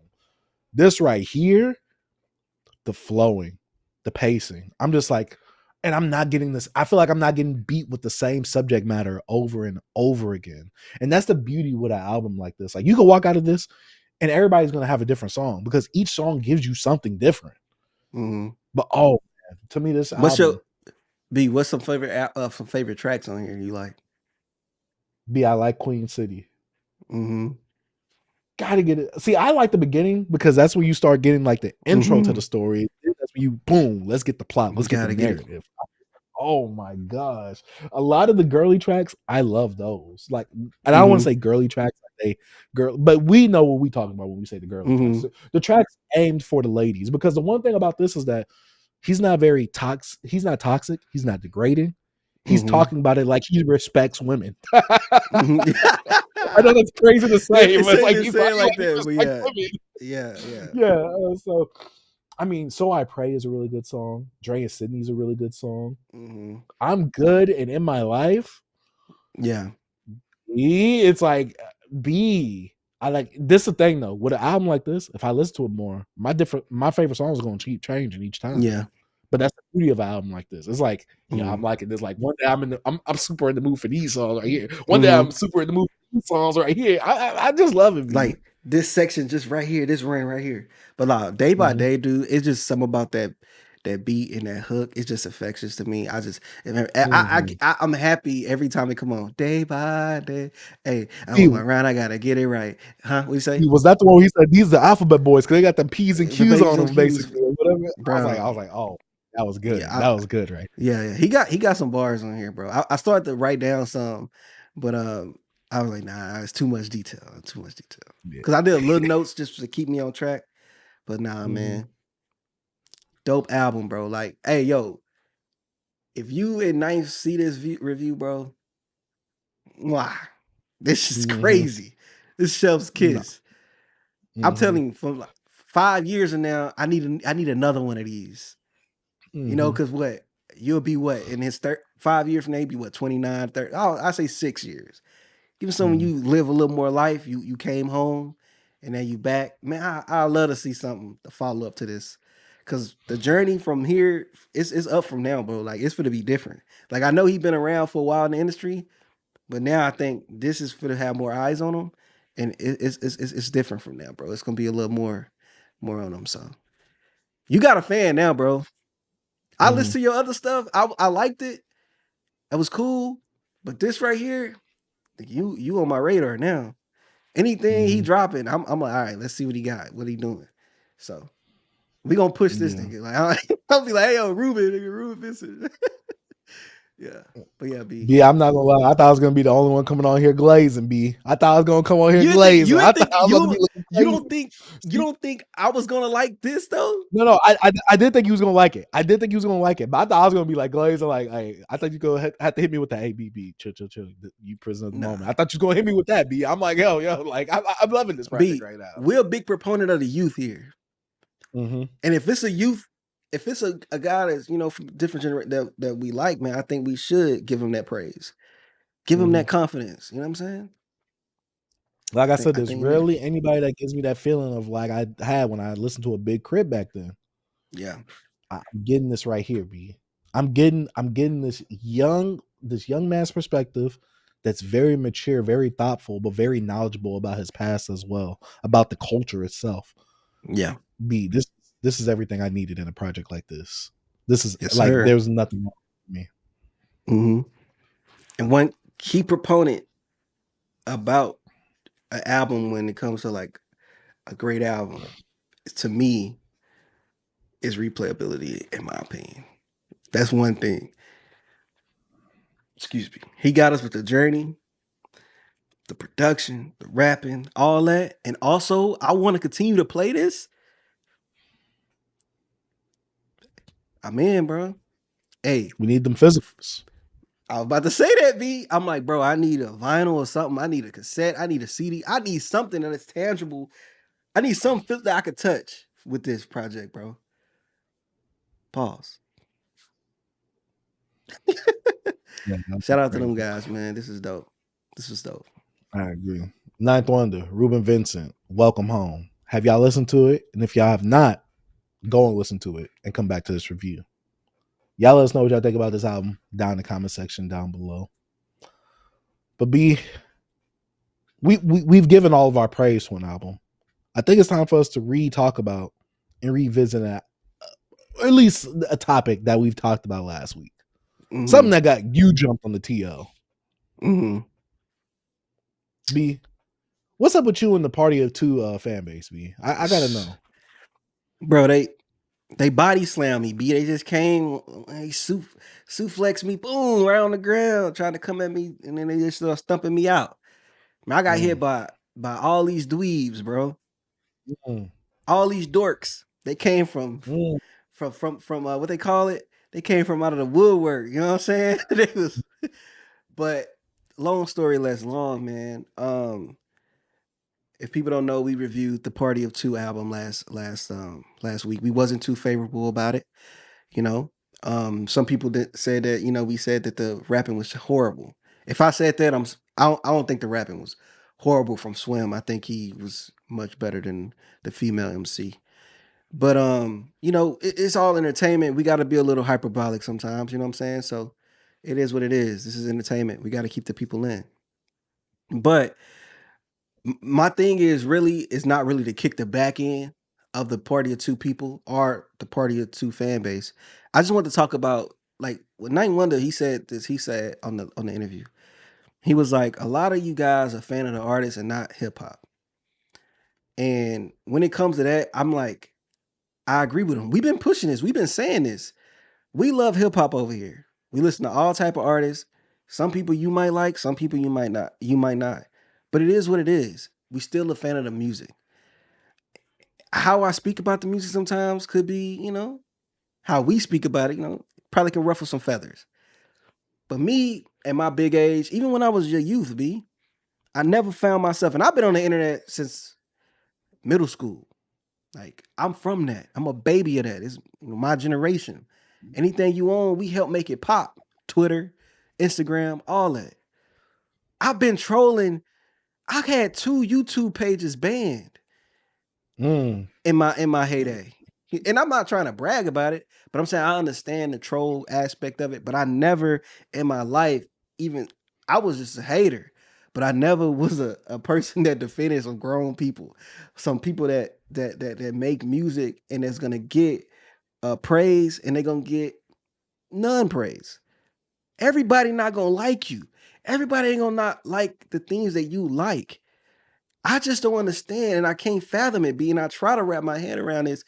How could you sit here, a lot of you guys at y'all big age, and get on here, cuss people out, troll them, block them, just because of their opinion, just because they don't like a album or a song or artist? It's okay, bro. You're gonna be good because you can just tune me out and go tune into their music. I told them, y'all wasting y'all time. Y'all not gonna change my mind. Dudes on there really trying to have a conversation to me about why I didn't like that. I'm like, bro, I don't like the album. Peace. Go run those streams up. Don't waste your time with me. Go listen to that album. Let's just continue being fans of the music and of the genre and not these artists, bro, because y'all put them up on a pedestal, dude, and it's sickening to me. I don't like it, B. And that's one thing I can just, what they say, eat the meat, spit out the bones. With that, I just can't. I just think a lot of you dudes is weird for like really fighting for these artists like that. I can see getting behind an artist when it comes to something to do with like a label, like what we did with Lupe and stuff around the lasers and all that. I understand that. You want your artist to put out the music. But when it come to like, let some of your favorite artists get their back kicked in sometimes. It is what it is. It's like the whole Tyler Creator thing. Like, relax. Get off his nuts. Let him, he grown. Let his back get kicked in. He gonna be good. That's really all I really have to say, V. I just been having a hard time dealing with people just really defending these guys, man. I'm just not built like that. I just don't care. That's why I say I don't have a favorite artist no more. I have a favorite genre, and that's hip hop, and that's just something I'm gonna be on. I don't favorite these artists, and I don't. People could do it. I'm not, because it's levels to favoritism to an artist and fandom to artists. It's levels to it. You got fanatics, you got stans. You know what I'm saying? Some of you niggas are stans and nut huggers. Go watch that Eminem doc about stans that came out earlier this year. I didn't watch it. You should.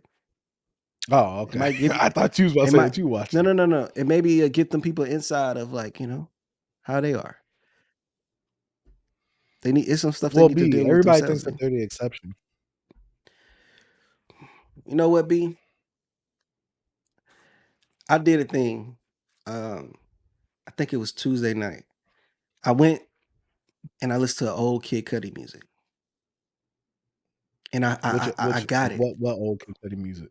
I mean, Lucy's from like the Man of the Moon time, like No Why. Okay. You ever heard No Why? Maybe. That song spoke to me as a kid when I was younger. It made me feel like I was different from others, and this is what artists do. This is what music does. Kendrick, Kendrick. Kid Cudi goes, "I know you made me different for a reason, God. I think I know why." So when you hear that as a kid, you thinking you're different than everybody else. My nigga, you're just the same. I fell for all that stuff too. Kid Cudi was there for me when nobody else wasn't. He spoke to me. He felt the same way I felt. Alright. That's what what's wrong with a lot of these fans. But look, at least with Cudi, you had something that you can like, okay, relate to it, right? Relatability. And let me not go this way. Let's stop. Let's stop. I was finna get nasty. My mind was going a whole nother way. And I'm gonna just stop here. Because I don't want my message to get lost. I'm gonna just stop. Because it was finna get really lost in translation. So this is what I'm gonna do. Shout out to Party of Two. Shout out Swim for watching the video. That's dope. Nice for the interaction with the post I did on Twitter. And shout out to your fans, man. It's all love. Continue, man. I hope all y'all prosper. I'm gonna be a bit slanderous real quick. It's cool when you're younger and you have that affinity for an artist because you're younger. You want to feel different. You want to feel like that artist speaks to you. But y'all grown men, y'all got rent to pay, car notes to pay. This music makes me feel different. I'm weird just like them. You're a dweeb. That's what you are. Get out of here. This is dweeb music. I don't care what anyone says. B, so many people have kids. They defend these guys harder than their own kids, B. There's no way I can leave out this room and my son look at me and be like, Dad, I just saw you just, you know what I'm saying? You riding for that man like that? I don't know. B, I'm looking at some of these because I had to pull up the tweet that you tweeted, the Disney Channel original music. Yeah. I'm looking at some of these interactions. Mm-hmm. You just wanted to get a punchline off and it didn't work. Well, obviously it did if you replied. That's what I said. Look at your numbers. Look how many likes you got. I'm like, bro, that wasn't the point. I don't care about this stuff. B, you said Disney original movie A music. Someone said, why this ish got you so worked up, bro? To me, that was funny. I don't see how I got you worked up, B. It did I at didn't see you all. cussing them out. I didn't see you going on like a huge like rant about it. But B, I'm not gonna lie though. I do appreciate when the artists actually take the time to look at the reviews. Mhm. Do our opinions matter in the grand scheme of things? Probably not, because you already got a fan base who wants to support you, who likes what you do already. Just because you didn't win these two guys over doesn't mean the other hundreds or thousands of people that like you should change up just because of our two things. Is there some critique in there that you might want to take and consider? Maybe. I don't know. But I really wish, like, and shout out to Rayvon because he saw our review of his video. You know, we're the ones that first said trauma dump music. I'm the one who said that. You know what I'm saying? Troy Shout out like to always He say done he the killed my- first. Troy like to say I'm the only and the first to do this. You're not. It'd be so I was funny. like, Troy, stop it, Troy, stop it.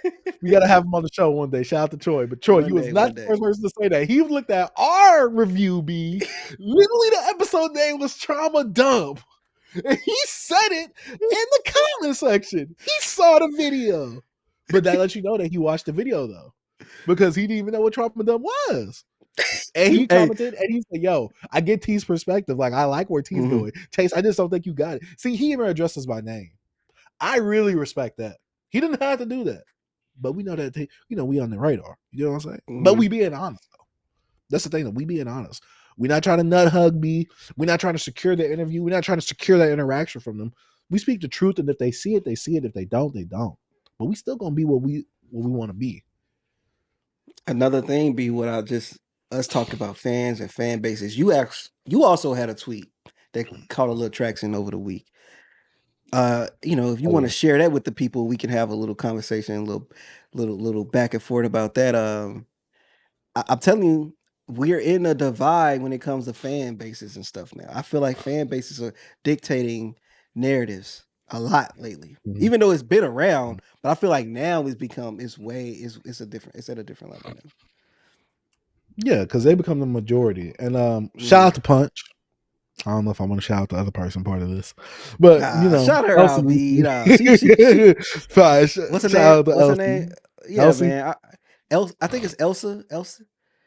I don't know, man. LC, ain't it? Yeah, I know we can have like disagreements, but I still like what she do, bro. Like when it comes to like reviewing and having talks with the musicians and stuff, and she actually has different thoughts and push back a little bit. You know what I mean?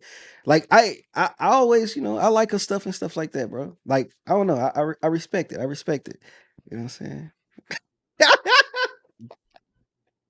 Okay, B, I think you about to get a lot of diabetes from all the sugar coating that you just did. Take that off. Hey, you know I'm not gonna sugarcoat, but I also gotta give people praise when it's there. I'm always been like that. You want to be was it objective? Yeah. Me personally, I've had a few interactions with Elsie. Mm-hmm. I've seen a few things that she's done on Twitter. Me personally, not a fan of her. Right? Yeah. I can respect what you do. Not a fan of you. Mm-hmm. Oh, I'm glad NFR is gone, but you had a whole picture with NFR. What are we talking about right now? I'm just saying, B. There's certain things where it's like, okay, I did see the one clip where she was pushing back on Punch, like, why didn't you just release this as a solo instead of a deluxe? Then Punch said the whole project thing. She kind of backed down from that. Nah, push back on that Negro. Tell him, Negro, why? Let that Lana stand on its own. Stop trying to attach it to SOS. You knew what you was doing. It's a marketing thing, which we get it. It is a marketing thing. But push back on it because he tried to make it justifiable just because of the means of the art and it's a project and all that. I'm not trying to, hey. I'm just saying there could have been a lot more pushback on that situation, but I get it. You probably didn't want to make the whole thing about that. Me, personally, I wouldn't push back. I would have been like, yo, be real. Is it the marketing or is it y'all scared or what? What's happening with that? Yeah, we trying to be done with that. But, I'm going off track. She recently had an interview with Punch, and basically Punch allude to the fact that Drake fans are only his fans and not fans of hip-hop as a whole, which a lot of people, even Ninth Wonder, and a lot of people, we've just talked about it, we have said that this isn't just like a Drake only problem. This is a stan fan problem in general where people attach themselves to the artist rather than the actual genre itself. And I said on the tweet myself, I personally never met someone who was a Drake fan and didn't listen to or like hip hop. Now, when I say fan, I like to articulate my words and I like to use the right wording when I'm using these words, right? Because I can see if you said stan, right? Stan, understandable. I cannot argue or refute that because we know what a stan is. But as someone like me who's a Drake fan, who maybe I'm in the minority, maybe I'm in the majority, I don't know. I can't take what the internet says as word for law, but I feel like, you know, I am a fan of hip hop, me personally. But Drake is one of my guys. Top 5 artists all time in hip hop, obviously. But like I said, I've personally never met someone who was a Drake fan and didn't listen or like hip hop. Now, notice me, I said personally never met. Mm-hmm. A lot of people was like, have you not seen the Drake stands on here? Where does personally never met come into this equation of me tweeting this? Someone said, this is your anecdotal experience. Someone said, have you ever heard of the anecdotal experience fallacy? Literally, the whole tweet is about my anecdotal experience. I'm like, Mm-hmm. like what did I say? Oh, all fans. Someone said, oh, you're moving the goalpost because you said that. What goalpost am I moving? I'm talking about my experience. Now, like I said, me personally, I've never met someone who liked Drake and didn't like hip hop. Do I understand that there's people out there like that? Yes, obviously. We could see this online. But I said me personally. Because to me, I'm not saying that this is an internet notion, but me personally, I have not met these fans in real life where, oh, I like Drake, but I don't like hip hop. Mm-hmm. I have never met that. But I'm not saying they don't exist. I'm just saying I never met that. And a lot of people were trying to get on me for my opinion, my personal experience. I'm just like, oh, not even my opinion, my personal experience. I'm like, I don't get it. Because I'm not saying that those two things aren't happening. I'm just saying, me personally, people who I know who like Drake also like hip hop. Now I know B, you had a opposing, not an opposing view, but a differing experience because obviously Mm-hmm. you've been around other people who like Drake and aren't really fans of the lifestyle. I mean, not lifestyle, but the fan of hip hop itself. Would you like Mm-hmm. to speak on this, B? Yeah, like I know a good amount of Drake fan bases are women, and a lot of women in my life, and a lot of women I came encounter, friends just throughout the years. They could be fans of Drake because he's a popular artist, but they're not checking for like hip hop. They're not fans of hip hop, and we could say this across the board for a lot of artists, not just hip hop artists. It's some people that like a certain artist's music, but don't just soak themselves into the genre themselves. You know what I'm saying? Like sometimes it becomes like a thing of like your personality when you like hip hop and you could just see somebody loves hip hop, right? And like with Drake, he had a lot of women fans. My sisters, my sister-in-law, they love Drake. But they not out here checking for other hip hop artists unless they like on the radio and they know the hottest song that's on the radio. I feel like a lot of popular artists like Drake, a lot of artists like Eminem, a lot of artists like Logic and stuff, even though they can go into a different sector because they be getting a lot of white fans and they'll be like, oh, I like Logic, but I don't like hip hop like that. Or I like Eminem, I don't like hip hop like that. I feel like Drake with his fan base of like women, and I'm not just trying to put on the women, I'm pretty sure some males out there like that too. But most of the women would I could say my pool, I can't say this all of them. I'm not saying all, but the pool of women I even met online or something, they like Drake music, but they not out here going and looking for what's popping on the new Lupe Fiasco album. Or like, I'm just saying they not. You could find Kendrick fans that like Lupe. They're probably like MF Doom or like Blase Blah, like on and on. But I'm saying when it comes to like really popular artists, a lot of those guys, a lot of the listeners kind of stick to what they know, and that's that artist. And a lot of women do this. And I'm not saying this.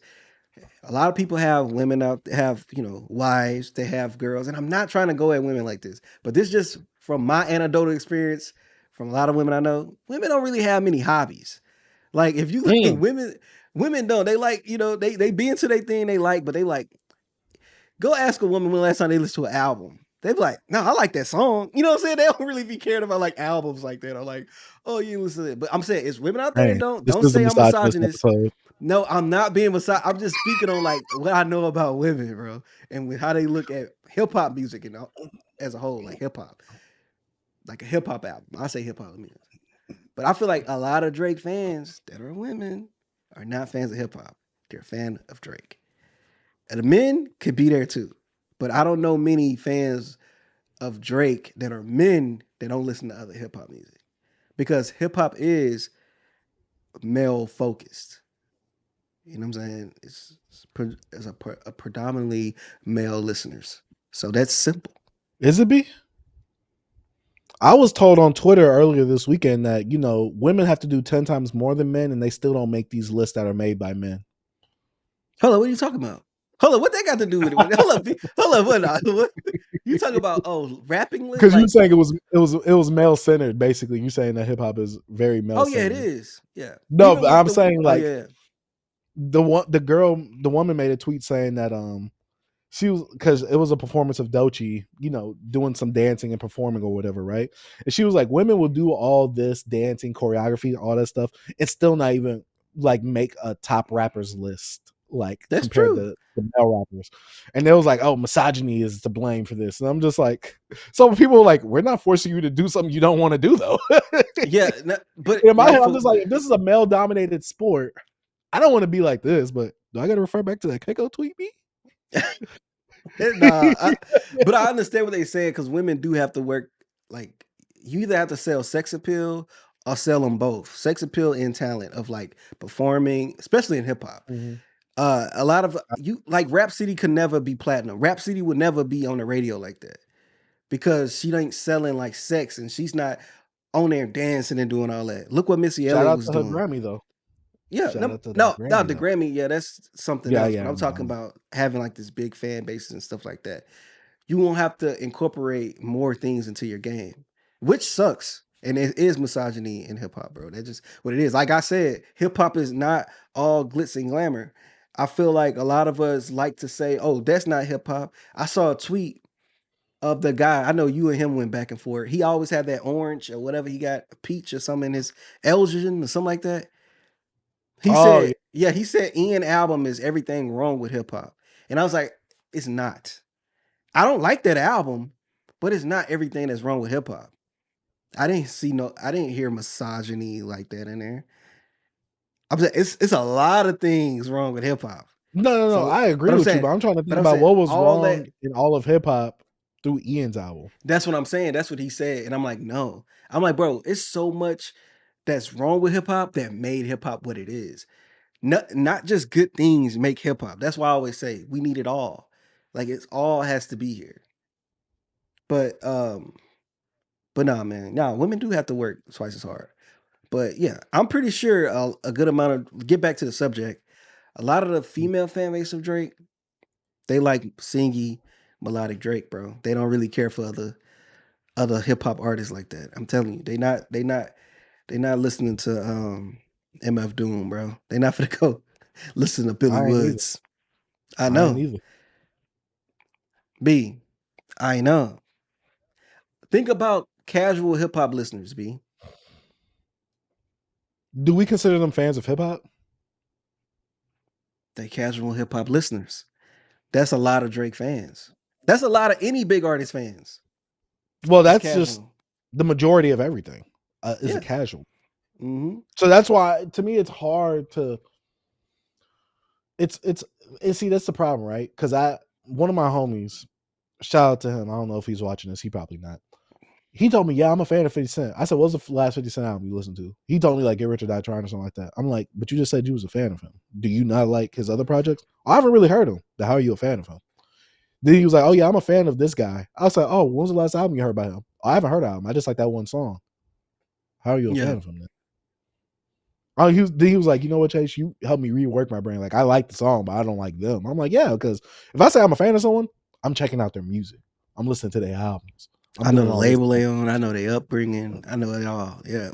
Yeah. But see, that's the thing though. It's like casuals. Do we consider casuals fans?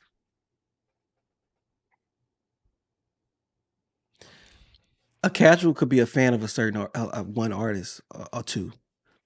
Because they could be casual just in that part of it. Like when you go through Drake timeline and you listen to Drake, it's more to Drake.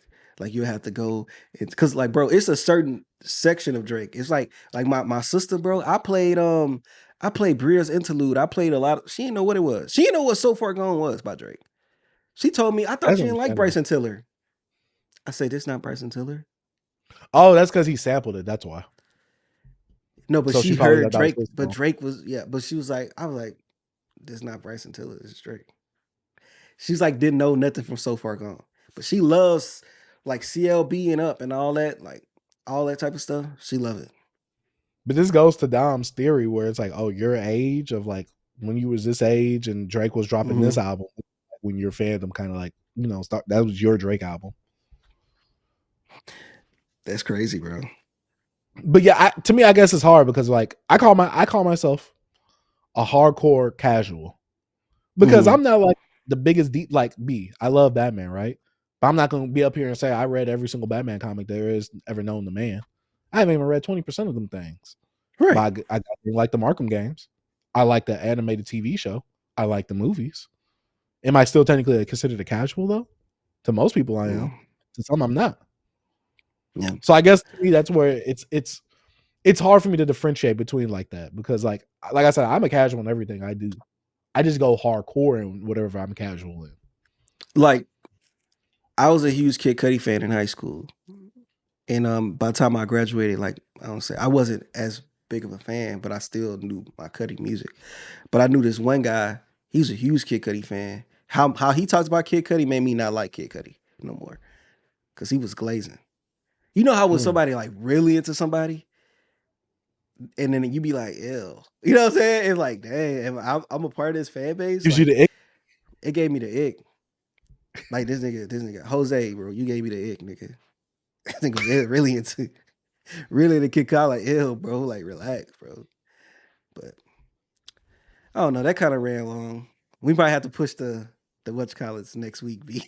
Actually making a thing. Oh, yeah. I forgot. B. Hey, B, we got the yapping, B. Hey, good yaps, bro.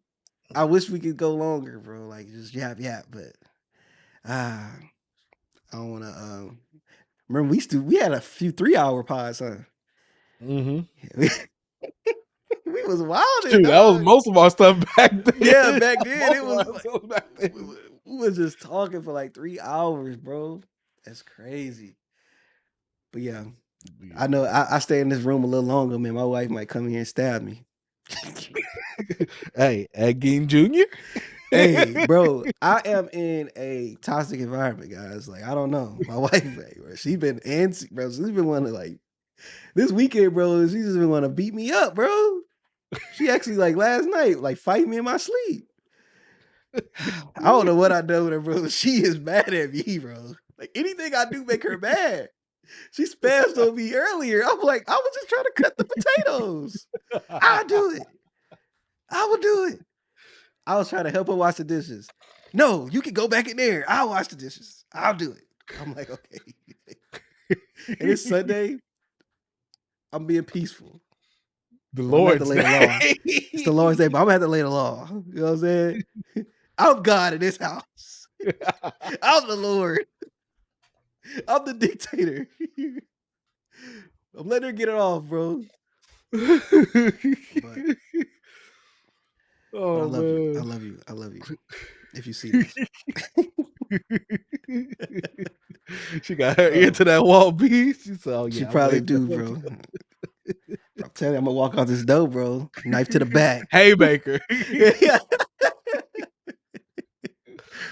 But no, man. Good pod, good talks, man. Mm-hmm. Yeah, guys, this is about it for the end of the show.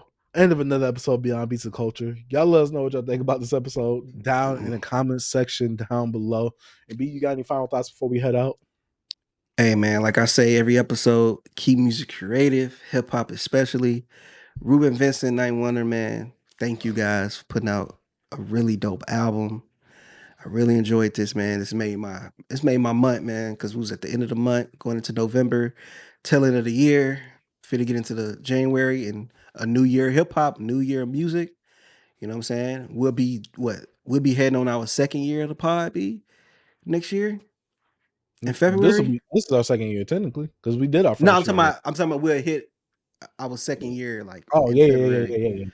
Yeah. So yeah, man, we keep going, keep growing. And man, appreciate the guys that listen. Appreciate the guys that don't listen anymore. You know what I'm saying? Maybe y'all will be back. But yeah, B, what you got? As usual, I gotta put the mic down. Ian, keep the mic at the studio, and you just need a restraining order so you don't go near it anymore. All right? But someone I do need to pick up the mic. Start choking up a little bit. Big Crystal, I need you to pick up the mic. You might be reinvigorated. You might be inspired, might I dare say. I need to see what you're coming with on this next project. Now, your last 3 projects, that 1 EP and the last 2 albums, you've been dropping some mid. But you might have that fire and passion now that you're taking a bit of a break. You've produced for others. You might have it back up in you. I need to see if Big Crit got that dog up in him. Back what up in him? What? The dog. Is back up in him? The dog is inside of where his heart is supposed to be. Okay. Dog. You never heard that phrase, B? He got that dog in him? Yeah, I know, but I kind of let you do your thing, and all I heard was like, yeah, you got to put that thing back in you or something. That's what I thought I heard. I was like, what? No. I thought I heard you say you got to put that thing back up in you. I'm like, hold on, what?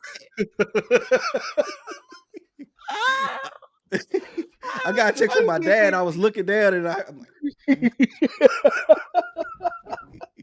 look, I just need Big Crit to get that dog, get that dog again. Awaken that Rottweiler you had in your Big Crit. Because woo, that Reuben Vincent gave me the Big Crit vibes. I need Big Crit to show me how it's done now. That's all I gotta say, B. Maybe hook up with DJ Fresh, get a little Tonight Show action happening. I don't know. But that's been it for another episode of Beyond Beats and Culture. My name is Jackson Dark Sage. I'm T. Peace. Man, shout out to Beyond Beats and Culture.